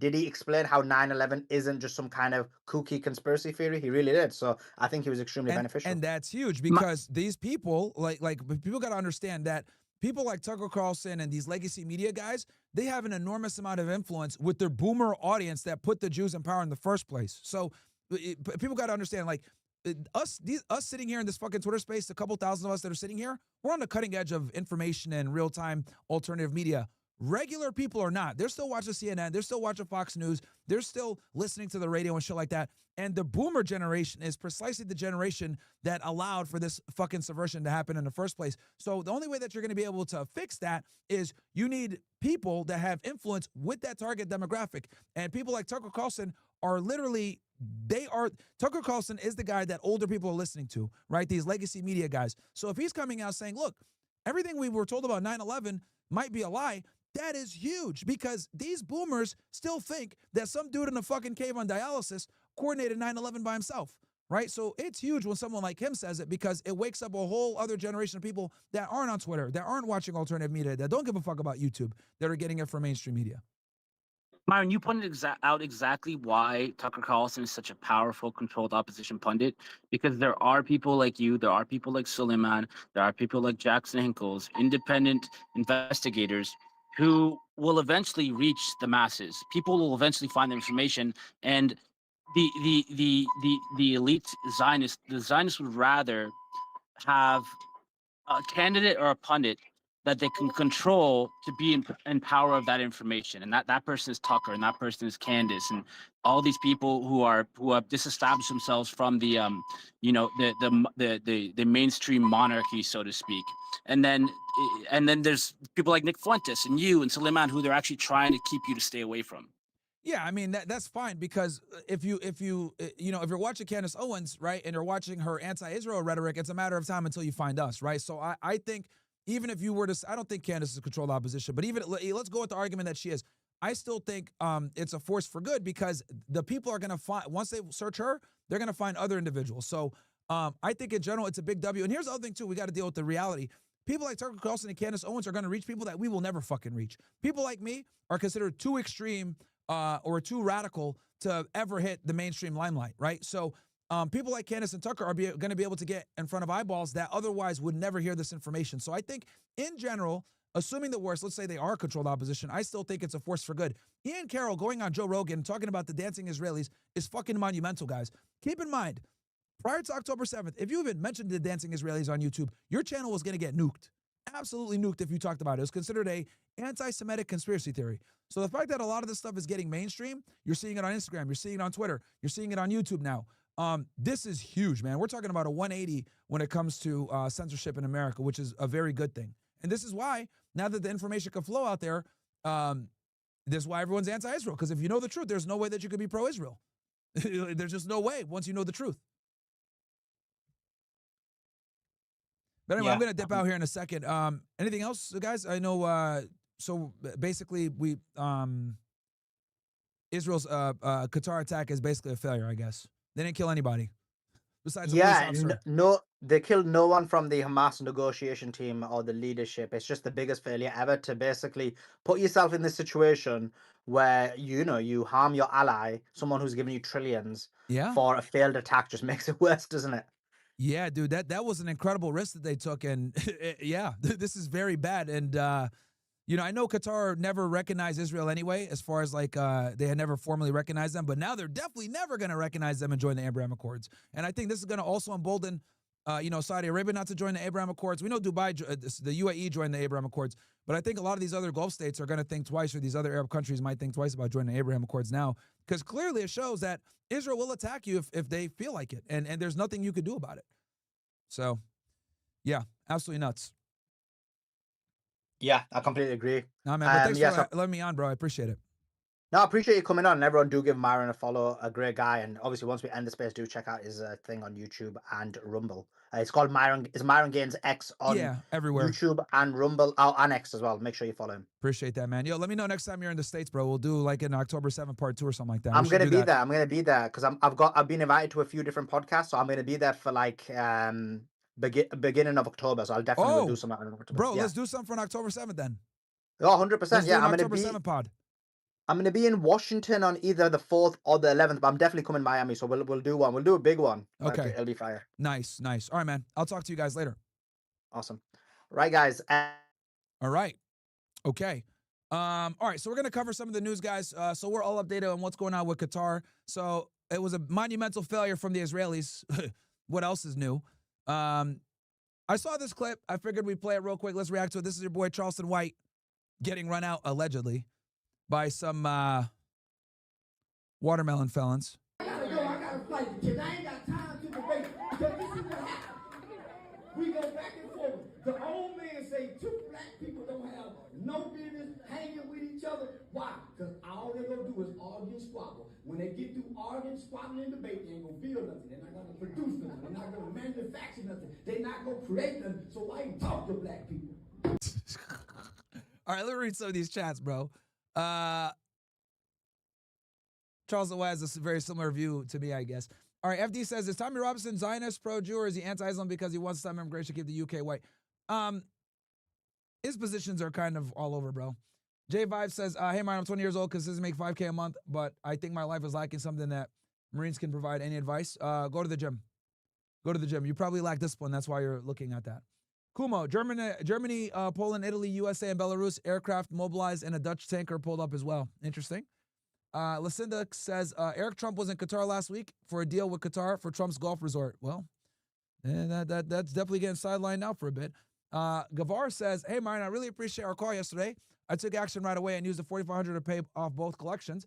What you did at the end lit a fire in me. I'm truly grateful for you. I appreciate that, Gavar Scar. I'm glad that you're, fighting back against this bullshit that you're dealing with. But, bro, it's not insurmountable. You're still in a very good position financially to deal with those problems. Shaq says 6 million J's was a lie. These bums had lice and they had to shave their heads. Yes. What you're talking about, the Cookie Monster event. Yeah. We covered this in detail with Corey Hughes. Okay, let me go ahead and read some of these other chats that came in. Okay, we got here. IA says, as far as flotilla attack yesterday, I see a lot of Hasbara seemingly scoring points on X by reposting one of the videos from the flotilla came. The crew was somehow caught lying. Okay. King Jonah says, time for Qatar to man up and strike back just like Iran did, or basically pussies. Qatar ain't striking back, bro. Them niggas are not striking back, bro. Robin Kobe, one sub, appreciate you. Bilo says, yo, Martin, it's good you're learning Arabic. Speak it decently well and understood everything you were saying past couple streams. Appreciate that, man. IA says, here's some important points Glenn made for the Ben Shapiro thing. Yeah, I actually have this tweet ready to go already, bro. He actually made a video about this too, and we're going to talk about that. Yep. I have that ready, IA. Joker, I've listened in Sully's space for a little bit, and basically Israel's mission failed, and they only killed the family of the Hamas leaders. They didn't actually kill any targets. Yep. A says, they're going to use Hamas excuse. Qatar can't defend itself. Okay. Sloucho says, not sure if you've already heard, but Andrew Wilson is supposed to debate Owen Benjamin tomorrow for 4 hours. I'm not too familiar with the lore on that one. I don't know why they have beef. But I offered to host it if they need it, but I don't know if they're going to do it. Why in the hell would they bomb Qatar? Well, we talked about that. Sulaiman has stuff going on Twitter. Okay, cool. I'm caught up with the chats. Kmart Online says, Marin, you think is worth pursuing a bachelor's degree and master in software engineering after seeing Brandon Carter's episode? Only if you're not going to spend a significant amount of money. Voice of Flex says, just wanted to say I had a class earlier tonight, back in school at 30 for cybersecurity. I currently work for myself doing construction and contracting, but watching FNF motivated me to actually do what I'm good at, tech. Okay. No, Billy, cut the YouTube stream. O/Graper says O/, appreciate you. Cool. Also, quick word from our sponsor, niggas. As you guys know, website is up. Join the OSS, guys. All right, guys, we're going to be stepping it up with the OSS, but only for the guys that are the real active supporters. So this is how it's going to go. We're going to start giving away merch bundles once a month. All kinds of merch can be given away to you guys for supporting. Also, we're going to be doing call-in parts of the show where members of the OSS Army can go in and call into the show and give their takes on certain different types of topics, whatever we're talking about on that particular day. Also, we're going to start doing shows, guys, where we're going to do parts that are only OSS members so that we can actually say what we want to say, put the memes up on screen that we want to put up, and not have to worry about censorship. Unfortunately, even on regular platforms, we can still get clipped and put out of context and still be labeled for cancellation. All the uncensored stuff that we want to do, it's going to be on the OSS members portion only. Now, I know what you guys are wondering. Oh my God, Myron, no, I can't afford it. No problem. It's going to be only $1 to get in, guys, for the first month, and it goes to regular dues price. So get in there, join us, allow us to be able to continue the fight against censorship, because even on free speech platforms, they clip our shit and try to cancel us anyway. Yeah, so I don't have the promo running right now, guys. It's $10, which, you know, I think a lot of you guys can probably afford that if you're watching. It's only $10 a month. That is the main price, guys, right? To support the mission.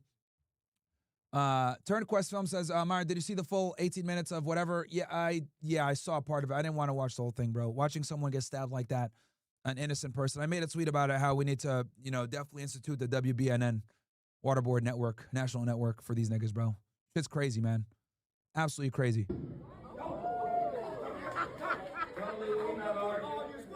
Shout out to Noodle with the gifted sub. We're not arguing, Mr. White. We need plans. We need resources. And that's what we need alternatives. We're not coming with alternative debate.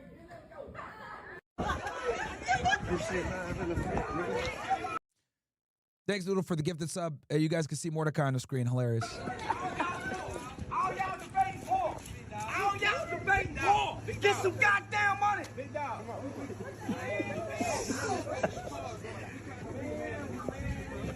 Y'all want to debate? Y'all gotta listen. Y'all got an educated scholar, college educated nigga talking street talk, criminal talk. I wasted my time. Most educated game, not a goddamn thing, nothing. I thought I was talking to children. I'm arguing with adults.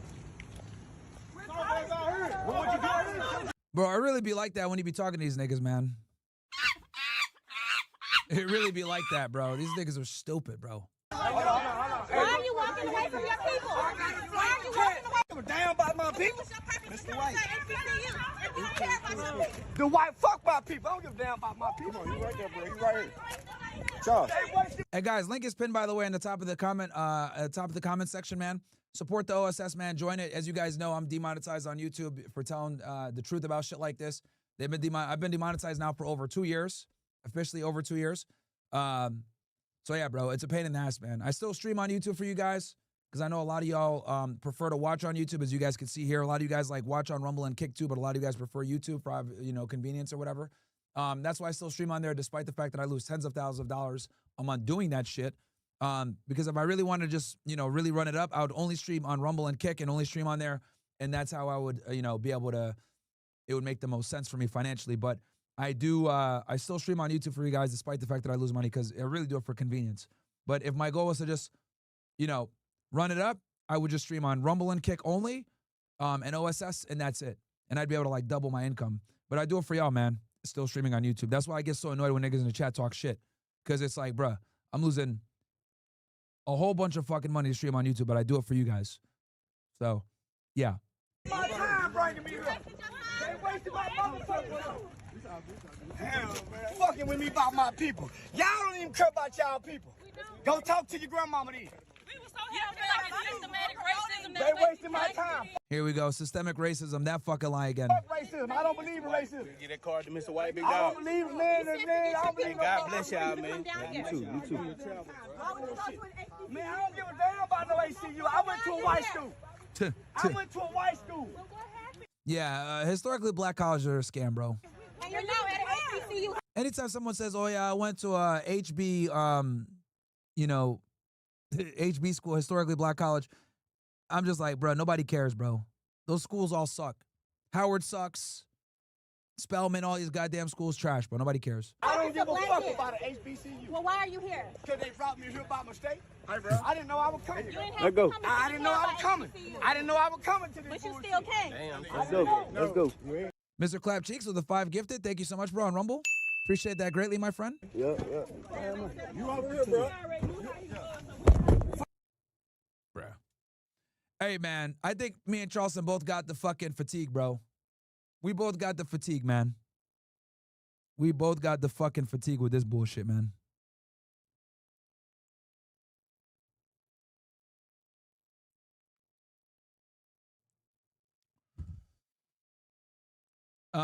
Okay, I also wanted to comment on Hassan and Nick.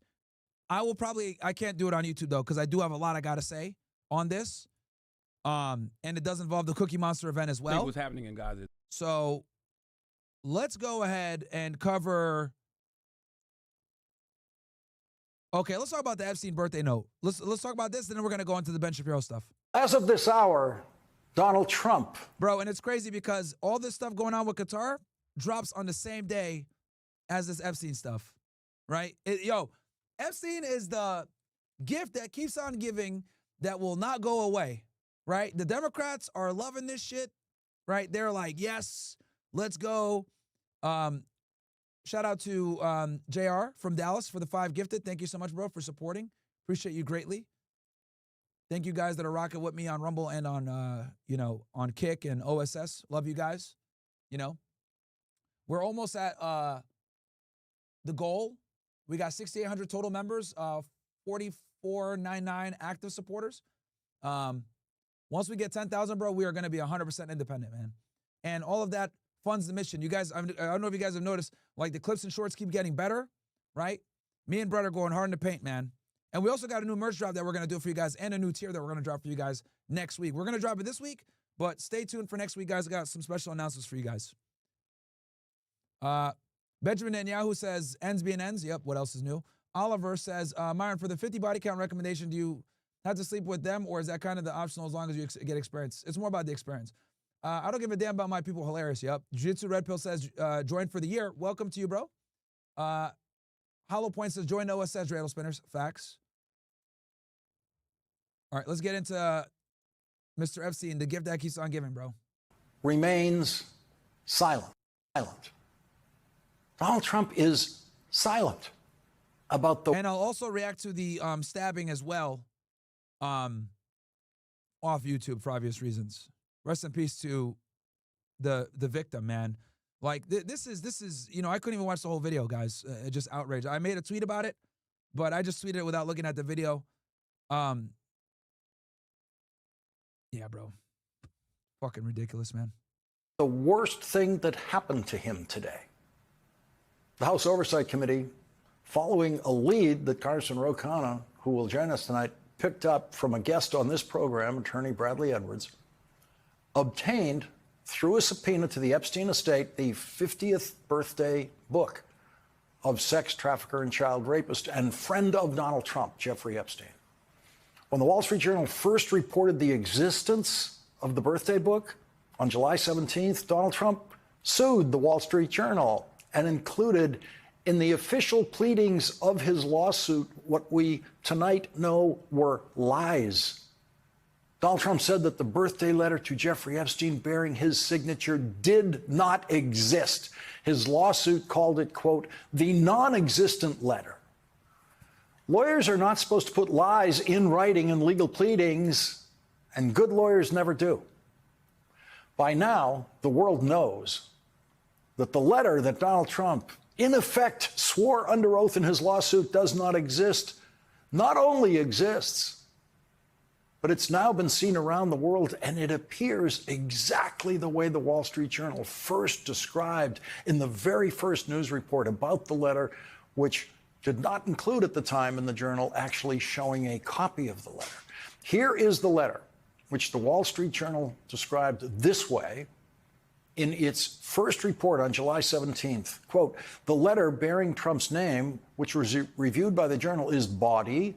Like others in the album, it contains several lines of typewritten text framed by the outline of a naked woman, which appears to be hand-drawn with a heavy marker. A pair of small arcs denotes the woman's breasts, and the future president's signature is a squiggly Donald below her waist, mimicking pubic hair. Inside the outline of the naked woman was a typewritten note. Bro, this is not gonna go away, bro. This thing is not gonna go away. Styled as an imaginary conversation between. Also, guys, do me a favor. We got what? 3,000 plus you ninjas in here? I need y'all to like the goddamn video, bro. We got, you know, you guys already know I fucking hate YouTube. Niggas demonetize me. I'm always gonna fucking say fuck YouTube.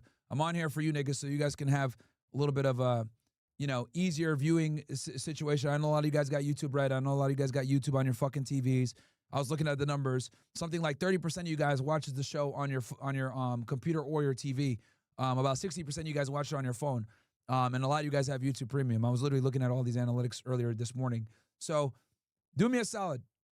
Smash the fucking like button, okay? And that's really all I'm asking. Join the OSS if you can afford it. If can't, no big deal. But at least smash the like button. Absolutely free. You guys are getting the best fucking news anywhere else. We're not cucked over here. We're not owned by them boys. So you guys are getting the real deal Holyfield. You guys know that I'm not paid by none of these niggas. I'm not paid by the Jews, not paid by the Muslims, not paid by the Christians. I give you guys, you know, my unbiased take on geopolitical issues, cultural issues, etc. And you guys know I'm not bought and paid for because I say reckless shit all the time. Throwing up Romans and putting on hoods, if you know what I'm saying. So, you know, at least you know when you guys deal with me, you're going to get it a very honest call it like I see it type thing. So, only thing I'm asking, man, smash the like button. If you can afford OSS, that's the best way to support by far. Keeps the channel alive, allows me to do what I do. Give you guys these long streams where we cover the news and do breakdowns and, you know, give you guys alternative side that the mainstream media doesn't give you guys. I mean, now you guys realize the Iranian coverage that I gave you guys 2 or 3 months ago during the 12-day war, all of it was accurate. Mainstream media is just now finally starting to admit, oh yeah, they did hit these Mossad bases. Oh yeah, they did hit the Oman base. Oh yeah, they did hit this institute here. Oh yeah, they did hit Tel Aviv pretty hard, right? Trump didn't admit it until the last day of the 12-day war that, damn, Iran did hit Israel pretty hard, right? Meanwhile, what did the mainstream news say the whole time? Oh yeah, Israel has air superiority. Iran can't fight back. Oh, this is a waste of time. They're begging for a ceasefire. No, it was a lie. It was Israel that needed the ceasefire the whole time because they couldn't continue to defend themselves with the Iron Dome and the THAAD. They're running out of interceptor missiles. I was telling all y'all this real time in June. So for coverage like that, you know what I mean? You know, join the fight, smash that like button on YouTube, join the OSS if you can afford it, and helps a lot with the mission. Trump and Epstein. And thank you to Dami HNI for the gifted sub. Appreciate that on Kick. We're slowly taking over Kick too, bro. We're gonna take Kick from a degenerate gambling platform with idiots to a higher IQ political discourse platform. Written in the third person, Donald, we have certain things in common, Jeffrey. Jeffrey, yes, we do, come to think of it. Donald, enigmas never age. Have you noticed that? Jeffrey, as a matter of fact, it was clear to me the last time I saw you. Donald, a pal is a wonderful thing. Now, the reason why this is kind of believable, guys, is keep in mind that Trump and Epstein are both womanizers, and they both were friends for a very long time. Okay? That is why some people are so skeptical of Trump and his association with Mr. Epstein. Robin Kobe with the gifted sub, thank you so much. I appreciate you from Kick. Every time you guys gift a sub on Kick or on Rumble, Mordecai pops up on screen. Happy birthday, and may every day be another wonderful secret. The Donald signed letter to Jeffrey Epstein is no longer a wonderful secret. The signature on the birthday note does look like Donald Trump's signature. Donald Trump has not yet denied that it is his signature, but it became the official White House position today that that is. The reason why I'm showing you guys MSNBC, by the way, is because MSNBC is a big op of Trump, which is kind of funny how much he hates them. Is not Donald and how much they hate him. Trump's signature. The vice president of the United States used profanity back in July when attacking the Wall Street Journal and demanding on social media at the time an answer to the urgent question, where is the letter? Today, when the letter was produced, the vice president's response in writing was, no one is falling for this BS. Well, okay, Mr. Vice President, but you could have at least acknowledged that your eager question, where is the letter, has been answered. No Trump White House press secretary has ever gotten through a day without lying, and today the White House press secretary's job was to say that the release of the letter, quote, proves this entire birthday card story is false. It's very clear President Trump did not draw this picture and he did not sign it. The Wall Street Journal, in its report today, included an analysis of the public evidence of Donald Trump's artistic drawing style over the years, as well as his frequent choice of language, which includes some of the language in the birthday note, including the word enigma, which Donald Trump has proven in the past that he does actually know. And the Wall Street Journal produced signatures on other Trump notes that do look like the signature in the birthday book letter. At the same time, a deputy White House chief of staff was given the job of posting on social media a few examples of Donald Trump's signature that actually do look like the signature in the birthday book, but the White House social media post says it is not his signature. So the strategy there is to show Trump supporters signatures that look like Donald Trump's signature, but insist they don't look like Donald Trump's signature, so the Trump supporters will think they don't look like Donald Trump's signature. The White House has good reason to believe that a significant portion of Trump supporters will refuse to believe their eyes if Donald Trump or someone working for Donald Trump tells them to refuse to believe their eyes. And as I told Rachel, I have my own entry to offer in the Trump handwriting samples. In the second week of January in 2016, Hey, guys, we're only sitting at 1,300 likes, man. Guys, we need to hit 2,500 at least. I don't want to have to stop the show, but you guys keep doing this, I'm going to have to stop the show. So, guys, smash the fucking like button. That's how we grow the channel. All right? YouTube niggas, like the goddamn video right now.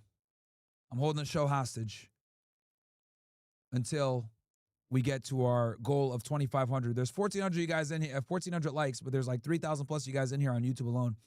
So smash the like button. Let's get the engagement up. I don't get paid to be on this sorry-ass fucking app. So the least you guys can do is smash the like button. I warned y'all niggas once. Likes are free. Stop behaving like Mordecai.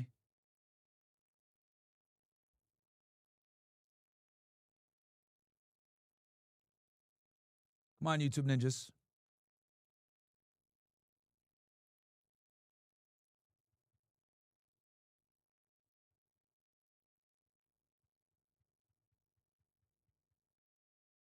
Smash that like button, ninjas. All right, we're at 1,500 now. Get to 2,000. We'll keep going. All right, now we're at 1,600. See, now we're moving up.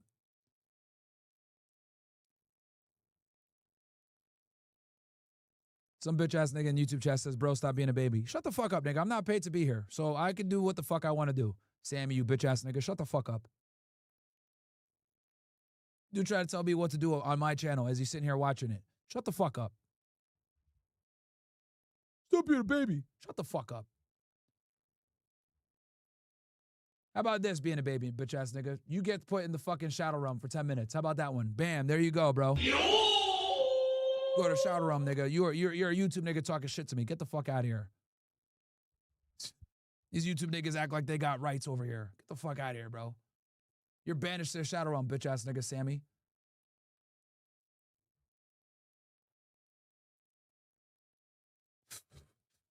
Niggas think that they could talk, they can say whatever they want in the YouTube chat.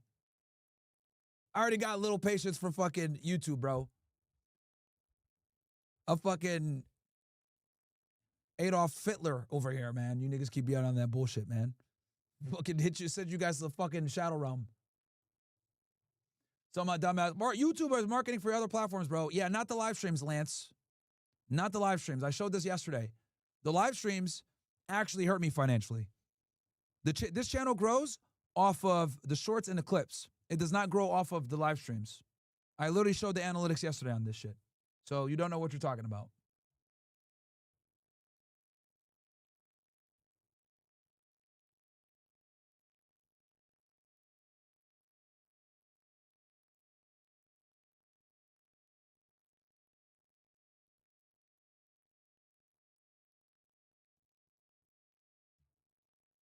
I'll read some of these chats while I wait. Drewski says, fuck JTube, cut the stream. Yeah, I'm thinking about it. Mr. Clapcheeks, when you're around the blacks, you can't relax. I'm telling you, bro, you can't. Epstein is probably the best asset the IDF has. Even in death, it keeps giving results, bro. I'm telling you, man. It's absolutely nuts. You two motherfuckers don't join OSS or like the vid, cut them off. Yeah, I might do that, bro. It's just starting to get annoying.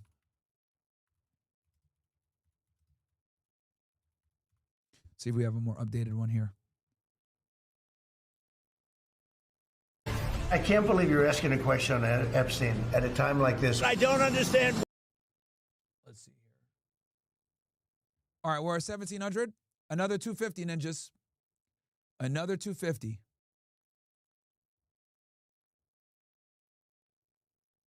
Canada said half of us are OSS. No, you're not, bro. Not half. It's actually way less than that.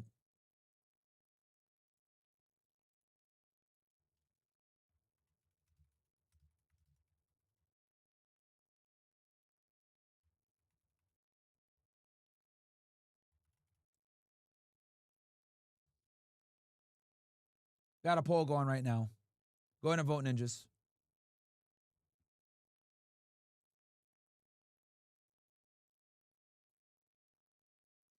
Hey, Ash, so this dumbass in YouTube chat, Ash says, you're too stupid, Myron. YouTube will still make some more people know you, so they go to Rumble. All right, Ash, I'm about to show you how much of a retard you really are, because I literally said this yesterday, but you think you know better than me, right? So let me show you how much of a stupid fuck you are. I'm opening up my analytics for your dumbass niggas so you guys can see right here. Click analytics, right? Look, you can see the channel. 19 million views, right? Now go to analytics. Go to audience. Videos growing your audience. What the fuck are all these? Are any of these live streams, Ash? You fucking dumbass? Are any of these live streams? Oh, no, they're not. They're all fucking shorts or clips. Okay? So you can shut the fuck up forever. Retard. I love it when niggas that don't know anything about content creation try to tell me how to do content creation. Shut the fuck up, nigga. Put the fries in the bag and shut the fuck up. Shut the fuck up forever. Retard. It's incredible. It's like I built this following out of nothing. Oh yeah, bro, you need YouTube. Bro, nigga. The strategy is if I just wanted to fucking only like profit as much as possible, clips and shorts on YouTube, stream everywhere else. Stupid fuck. So yeah, Ash, shut the fuck up forever. Hold the L, nigga. You got the data right in front of you. Shut the fuck up forever. Idiot. Holy shit, man. Put the fries in the bag, nigga. Put the fries in the bag. Incredible. I don't tell you how to flip burgers, do I?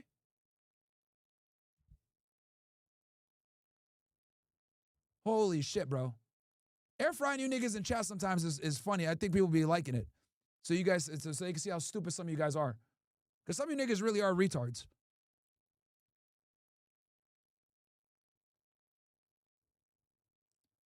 All right, we're less than 200 away, guys. Smash that like button. We're almost at 2,000. Let's get to 2,000. If we don't hit the 2,000, I'm just going to cut the YouTube stream. How long have we been live anyway? We've been live for 2 hours now. See, look, people are saying, yo, what is OSS? Yeah, 62% of the people aren't even in OSS. Niggas said, oh, bro, half of us are in OSS. Bro, no, you're not, man.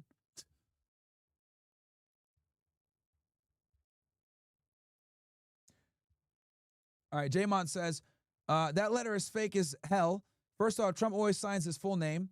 Why would he only write his first name for a signature? Second, who the heck draws a woman's figure in a letter? And third, why didn't the Democrats pull this letter out when they were running the show during the presidential campaign? Yeah, you can make that argument. Obsidian, Myron, please tell me you ain't eating this liberal media bullshit up. No, I'm not, bro. I'm just showing you guys the other side. Tyler says, fuck JTube. Juski, all the guys in OSS are saying, fuck YouTube. That's funny, man. All right, guys, 100 likes to go, and we'll be at 2,000.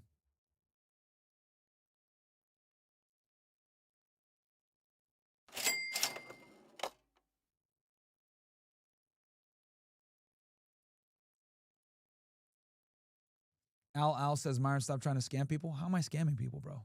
What the fuck are you talking about? What the fuck? Some of you niggas are really retarded, man. We're at 1,900, guys. 100 away. Shout out to 800D with the gifted. Appreciate that, man, on Kick. Shout out to you, my friend.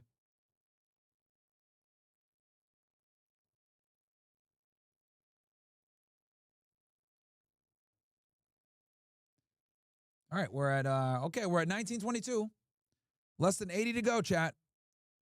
Less than 80 to go.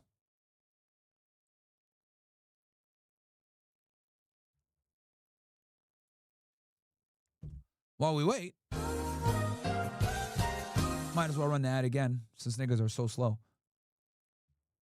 All right, guys, we're going to be stepping it up with the OSS, but only for the guys that are the real active supporters. So this is how it's going to go. We're going to start giving away merch bundles once a month. All kinds of merch can be given away to you guys for supporting. Also, we're going to be doing call-in parts of the show where members of the OSS Army can go in and call into the show and give their takes on certain different types of topics, whatever we're talking about on that particular day. Also, we're going to start doing shows, guys, where we're going to do parts that are only OSS members so that we can actually say what we want to say, put the memes up on screen that we want to put up, and not have to worry about censorship. Unfortunately, even on regular platforms, we can still get clipped and put out of context and still be labeled for cancellation. All the uncensored stuff that we want to do, it's going to be on the OSS members portion only. Now, I know what you guys are wondering. Oh my God, Myron, no, I can't afford it. No problem. It's going to be only $1 to get in, guys, for the first month, and it goes to regular dues price. All right, not running that promo right now, guys, but you guys get the idea. All right, let's see here. We are at, all right, 1975. 2 more to go, guys. 2 more to go, 25 more to go. And then we'll continue the stream.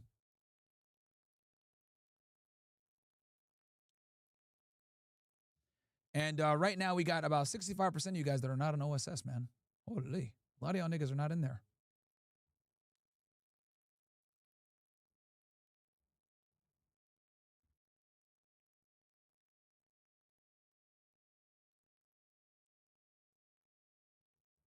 Give me ones in the chat, guys, if this is your first time tuning into a live stream. Give me ones in the chat if this is your first time tuning into a live stream, guys.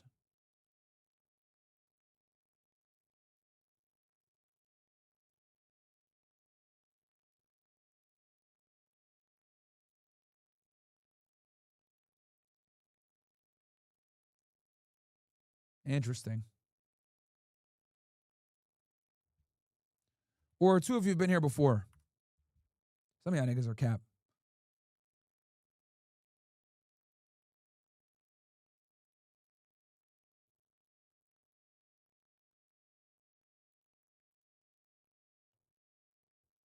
All right, we hit our goal.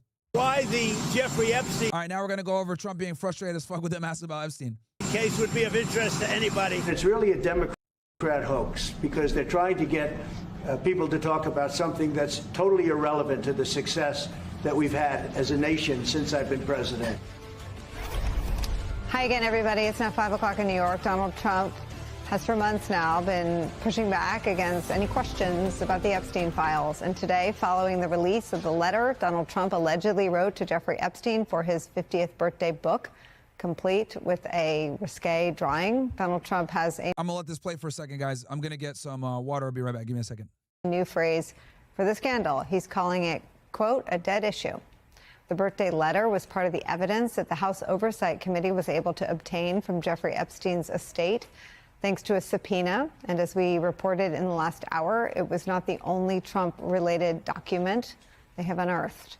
There was also a photo showing Epstein with a giant check, supposedly from Donald Trump, that Jeffrey Epstein was getting in return for selling a, quote, fully depreciated woman, let that sink in, who the Wall Street Journal reports was at the time in her 20s, meaning that no matter what Donald Trump calls it, the reality is that the Jeffrey Epstein issue is far from dead. The Oversight Committee will continue getting more evidence in their hands. They are set to speak with former officials in the coming weeks. And recent polling shows this is what the American people want: answers.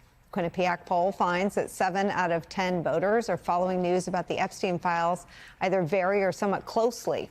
73% believe the United States Department of Justice is not being transparent in the way it is handling the investigation into Jeffrey Epstein. Donald Trump may want this to remain a dead issue, but Democrats and a few Republicans now. All right, because I know you guys are going to ask. I got blackberries, some Quest chips, and iconic protein drink right here, which gives you a serving of spinach. And this is why, shout out to the Shift Podcast with the 20 gifted. Real nigga, man. Appreciate that, Shift. And he gave another 10 before that. And he also gave a $10 super chat saying, Martin, I say you teach these YouTube retards a lesson and get it to 2K likes, then kill the stream anyways. LOL. /appreciate you, bro. Thank you so much, Shift Podcast. Appreciate that, man. But yeah, I know a lot of you guys probably want to know what I'm eating. This I stay, lean year round, guys.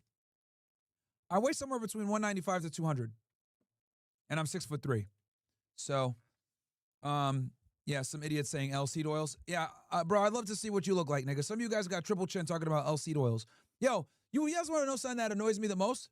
Bro, a lot of you bitch ass niggas will say some stupid shit like L-seed oils or I don't drink tap water, but you're fat as fuck and you drink alcohol every day. How does that make sense? Niggas will sit there and be like L-seed oil, but you're fat as fuck. You fucking sweat oil. Talking about seed oils. Get the fuck out of here, man. Like, bro, you niggas literally like got your priorities all fucked up. Oh yeah, bro. I vape. I don't smoke cigarettes. What? Oh, bro, you drink tap water? I don't drink tap water. I only drink Fiji because it doesn't have this chemical in it. Nigga, you're fat as fuck. You don't even go to the gym. Shut the fuck up, bro. Oh, I need a plastic spoon. Why? Oh, it's cleaner and safer. Nigga, you eat pizza every day. Get the fuck out of here, man. Bro. Yo, there is nothing worse than you fucking retarded niggas that will sit there and say dumb shit like, oh, bro, I don't do this. But you're still fat as fuck. You smoke weed every day. Yeah, but you know, can't drink bottled water. It's bad for your nuts. What? Niggas' priorities is all fucking cooked. Holy shit, bro. Some of you niggas in the chat, oh, seed oils. I guarantee some of you motherfuckers got a pitcher's mound in the stomach talking about seed oils. Get the fuck out of here, man. You niggas sweat fucking bacon grease trying to tell me some shit about seed oils. Shut the fuck up. Shut the fuck up. You fat niggas are second-class citizens in my eyes, bro. Honestly. Bro, you niggas better pray I never get any type of political power. If I get political power, it's over for you fat niggas, bro. Oh, man. I'm shutting down every Burger King. I'm shutting down every McDonald's. So half y'all niggas won't even be able to put the fries in the bag no more. Then I'm mandating that you guys go to concentration camps where you niggas got to concentrate on your diet and exercise because you niggas clearly don't fucking concentrate on that. You over here talking about, oh, I don't drink tap water, but you still fat as fuck. Shut the fuck up, bro. Shut the fuck up. Holy shit, some of you niggas are retarded, bro. Damn. How you 300 pounds talking about, oh, yeah, bro, I can't, only eat organic food. What? Shut the fuck up. Priorities all fucking retarded, man. Holy shit, man. You fat niggas are second-class citizens, bro. Some of you niggas sitting here in the chat talking, you niggas got triple chin, bro. Triple chin. Statistically speaking, what? We got what? 5,000 plus of you guys in here? Statistically speaking, probably around 3,000 y'all niggas are fat. Let's be honest. And we're just going off numbers here. The majority of Americans are fat. So there's a high fucking likelihood you niggas got chubby cheeks. Talking about some dumb shit about seed oils. Shut the fuck up. Bro, nothing worse than motherfuckers that talk about tap water or seed oils when they're fat as fuck. Shut up. Shut the fuck up. You literally just ate 5 Guys 2 days ago talking about seed oils. Shut the fuck up, man. God damn, you niggas don't even exercise talking about seed oils, man. Or making sure it stays very alive. It's where we start with one of the Democrats keeping the story alive by getting to the bottom of these unanswered questions. Congressman Robert Garcia of California is here. He's the ranking member of the Oversight Committee. Congressman, I want to talk about what you've seen, but I want to make sure I understand what happens next for you and the committee. When do you come to New York and what will you see? Well, first, just to be very clear. All right, we're about to call somebody out in the chat. Yo, CWIGS859. CWIGS859 in the YouTube chat. Drop your Instagram, bitch ass nigga. Drop it. Let's see what some of you keyboard warriors got to say. CWIGS859 in the YouTube chat.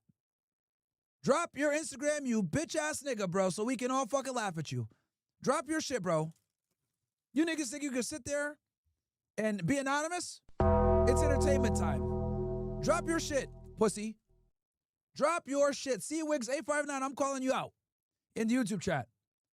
Let's go, man. Drop your shit, motherfucker. Let's see what you gonna do. And I'm gonna make you verify too. I'm gonna have you send a DM from that account so I know it's you. So if you try to send me some random niggas at IG, that ain't gonna work. You don't have to send me an IG from there so I know it's you. Let's see, CWIGS. All you niggas love to talk shit on the internet until I call you bitch ass niggas out. So let's go, bro. YouTube chat is gonna get bullied today. For everybody else's entertainment. You bitch ass YouTube niggas in here talking shit? All right, bro, let's go. Drop your shit, pussy. Dude said his name is C-Wigs. That's not your at, bro. Stop lying. That's not your at. Drop your at. Don't get scared now.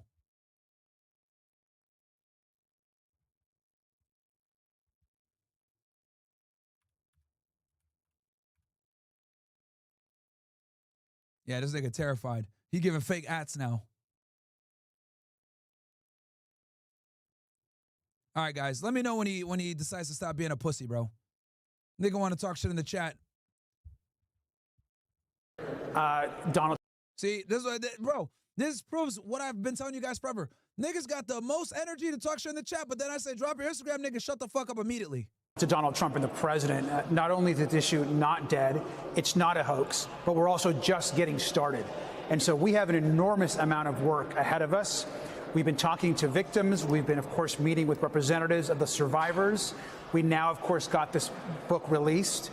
And there's a lot more information ahead of us for our committee to actually not just investigate, but to review. And so later this week, we will have a team from the Oversight Committee in New York looking at all of the Epstein estate materials, because what's really important is that any redactions that are currently in place, like you've obviously shown some redactions already, we have to verify those on the actual documents to make sure that what's not being redacted is somehow pertinent to our investigation, or that somehow those that have caused the violence and the rape and the suffering are somehow being protected. And so that is critical, not just in the Epstein estate documents, but also in any documents that we get from the Department of Justice. And this just incredible, the amount of lies and the audacity of House Republicans, Mike Johnson, to go around D.C., to get on TV, to call this a hoax.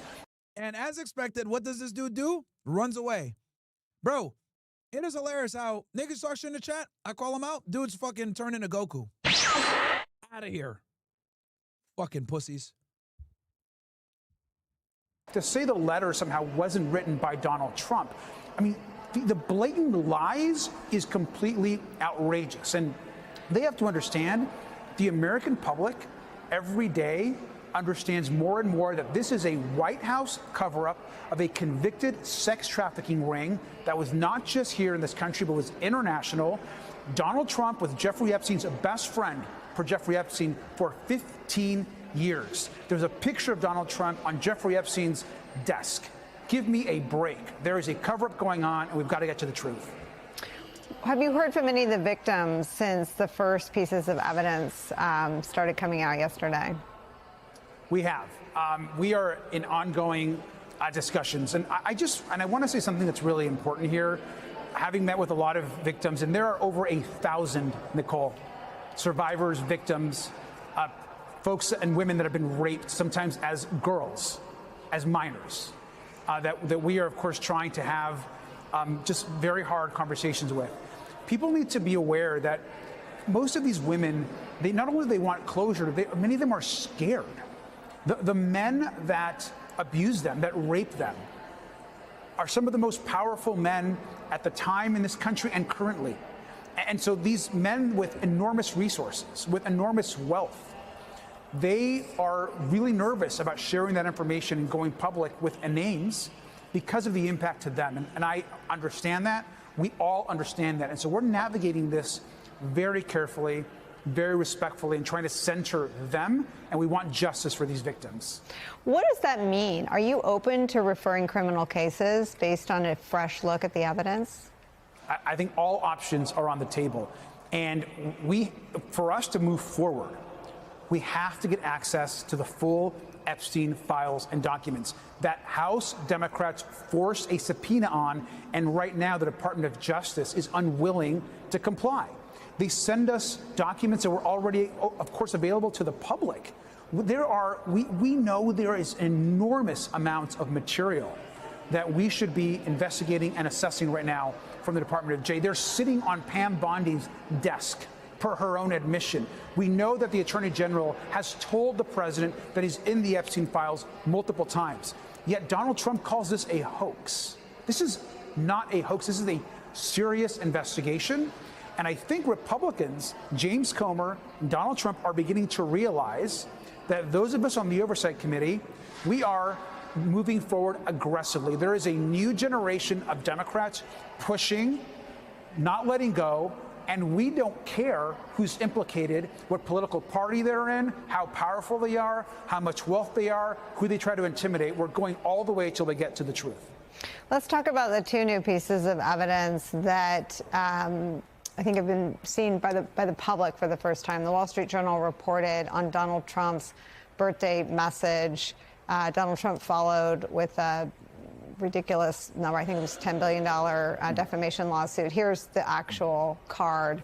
Donald Trump then claimed it wasn't his signature. The Wall Street Journal seems to be interested in going toe-to-toe with him, producing signatures that look very much like the signature on that lewd card. What is your sense of the importance of the Wall Street Journal's reporting and aggressive investigative journalism on this story? I actually have to commend the Wall Street Journal. I think they've done some incredible reporting here, really fearless reporting as it relates to this investigation, and of course the birthday book. And honestly, they played a huge role in us getting this information and acquiring this book. And so I do commend that reporting.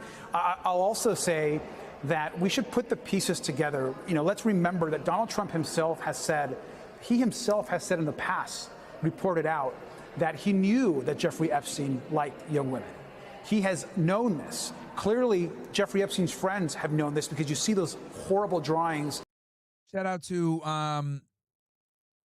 the Libertarian for Christ with the gift of sub. Appreciate that, bro. And other drawings in the book of Jeffrey Epstein handing balloons to young girls, and all these other lewd comments. Donald Trump, in the note himself has said that they share some secret. And so if Donald Trump knows the kind of man that Jeffrey Epstein is, which is a sex trafficker of women and girls, why the hell was he such close friends with him for so long?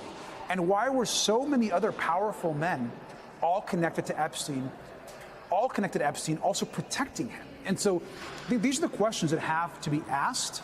We have to get all the investigation through, listen to the victims, uplift them.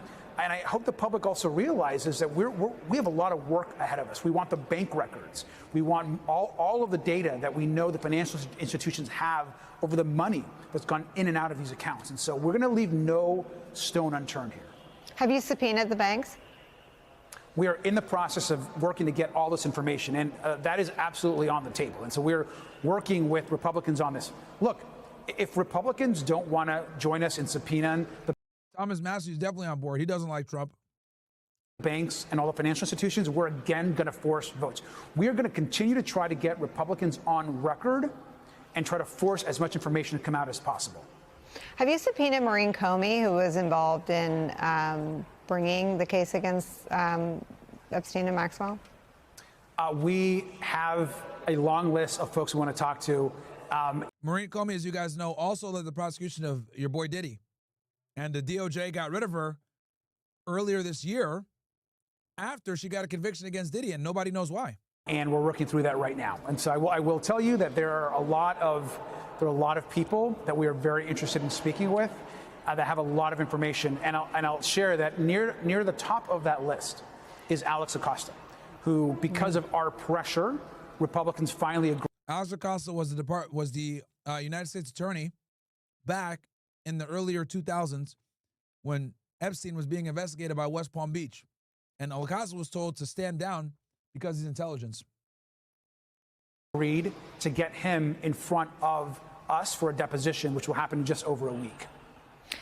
At the end of the day, you've talked to enough of the victims. I've had a privilege of interviewing a couple of them. This was about the most violent sort of betrayal of not just women, but women and girls. That's right.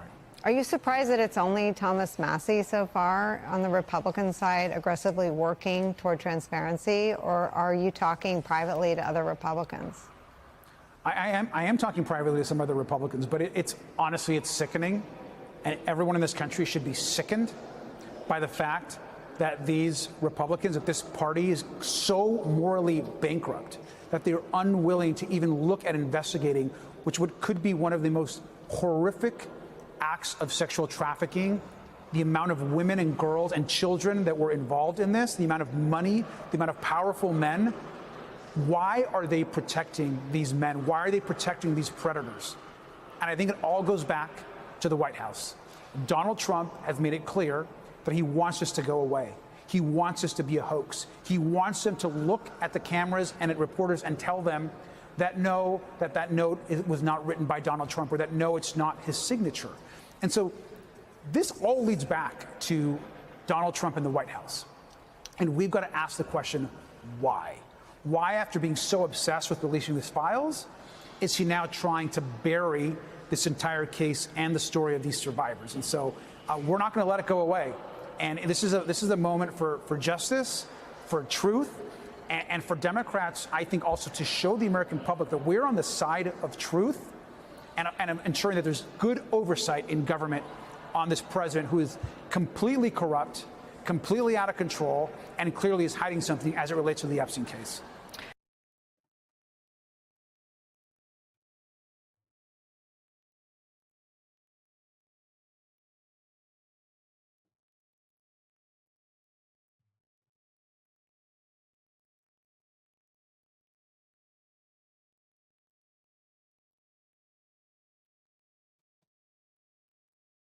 As you guys can see, this is no bueno, bro.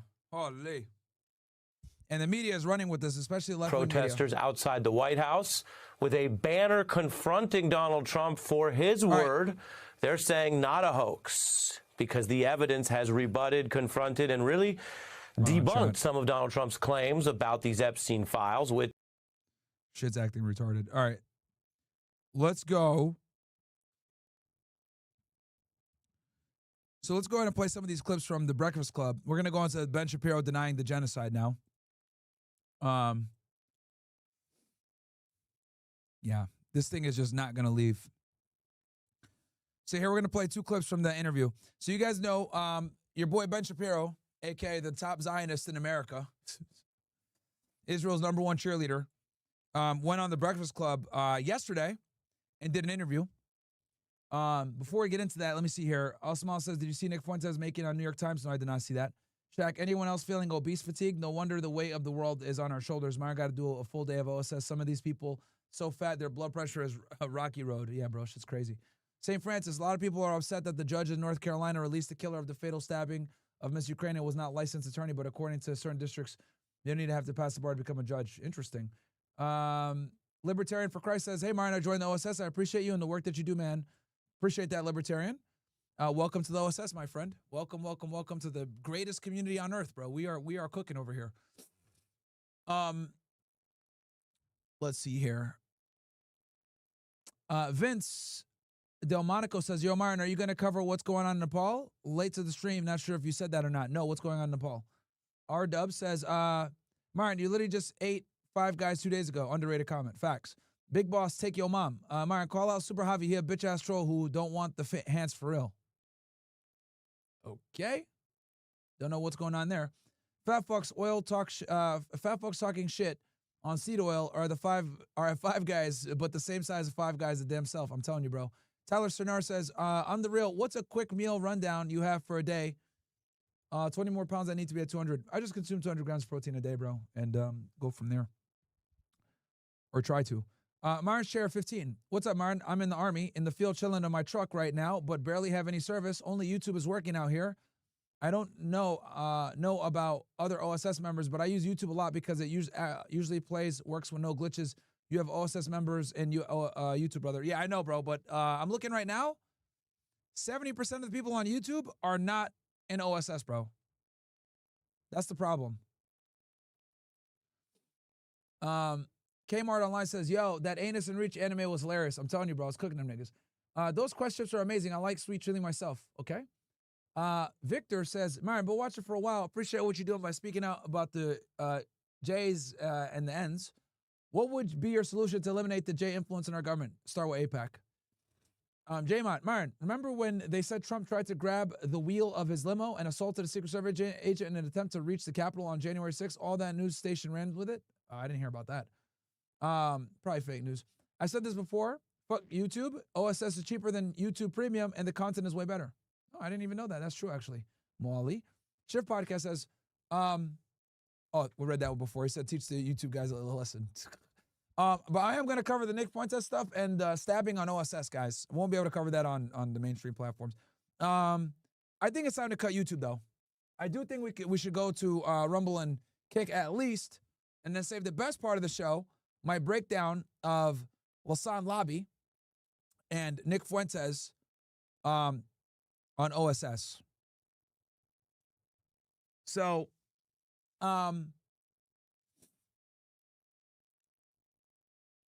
we've been on, how long have we been on now? We've been on for 2.5 hours. I'll tell you what, YouTube niggas. All right, YouTube niggas. We got 2,900 you guys watching right now with 2,200 likes.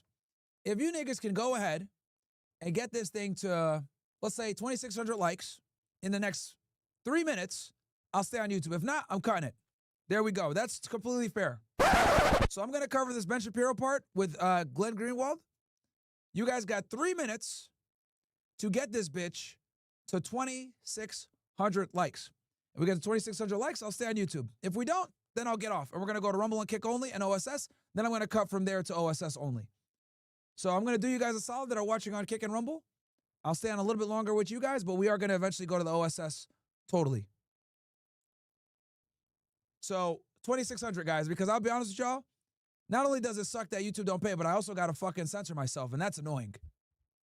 So it does hurt the quality a little bit because I have to clean up what I say when I'm on YouTube for obvious reasons. So let's hit 2,600 ninjas.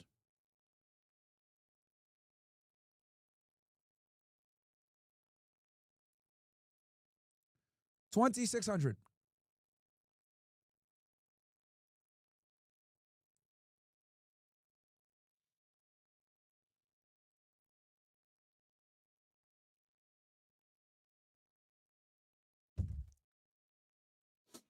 $2,600 will stay on. You guys got 3 minutes. We're at 25. We're at 24:38. So I'll give y'all niggas a chance. while we do that, I'll read some of these chats. Hey, Martin, after how many dates should a woman you're going out with drop any other man she might have? Well, ideally as quickly as possible. But that's going to be 100% contingent upon how much she likes you. Now, this is why I tell y'all to always get with girls that have high interest. When you get with girls that have lower interest, it's going to be a pain in the ass, bro. But if she's high interest, she's going to do it immediately. If she's low interest and you're working your way up, it's going to take longer. And you're going to deal with more bullshit.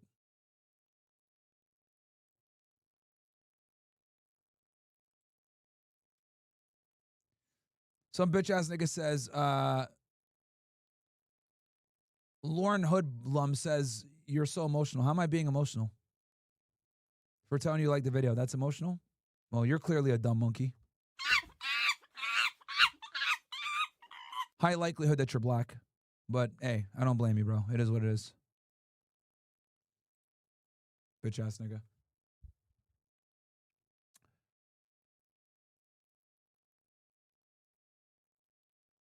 Yadamin says, he's losing 30 to 90K a month from YouTube. I'd be pissed too. Yeah, bro. Thank you. Thank you. Yes. You are 100% right.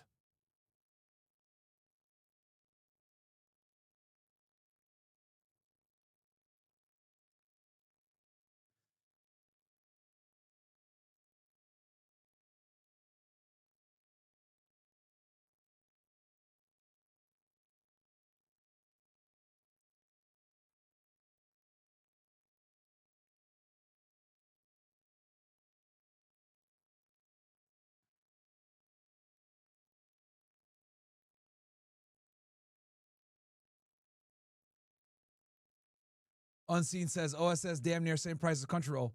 Nigga, you'd rather watch anime than get educated? That's why you're a fucking retard. Nigga compared me to Crunchyroll.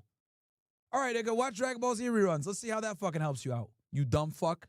Holy shit, you niggas wonder why no bitches want to fuck y'all, man. This nigga really comparing OSS to fucking Crunchyroll. You stupid fuck. Holy. All right, man, I'm cutting you too, man. Fuck y'all niggas, bro. I'm cutting you too. Fuck this shit. I got some unappreciative bitch-ass niggas in the chat, bro. I'm ending the YouTube stream, bro. Fuck y'all niggas, man. Come on over to Rumble and Kick, niggas. Rumble and Kick. I'm ending this shit. Fuck these niggas, man. Holy. Fuck YouTube. That shit done, bro. Get these bitch-ass niggas the fuck up out of here. This stupid-ass nigga said,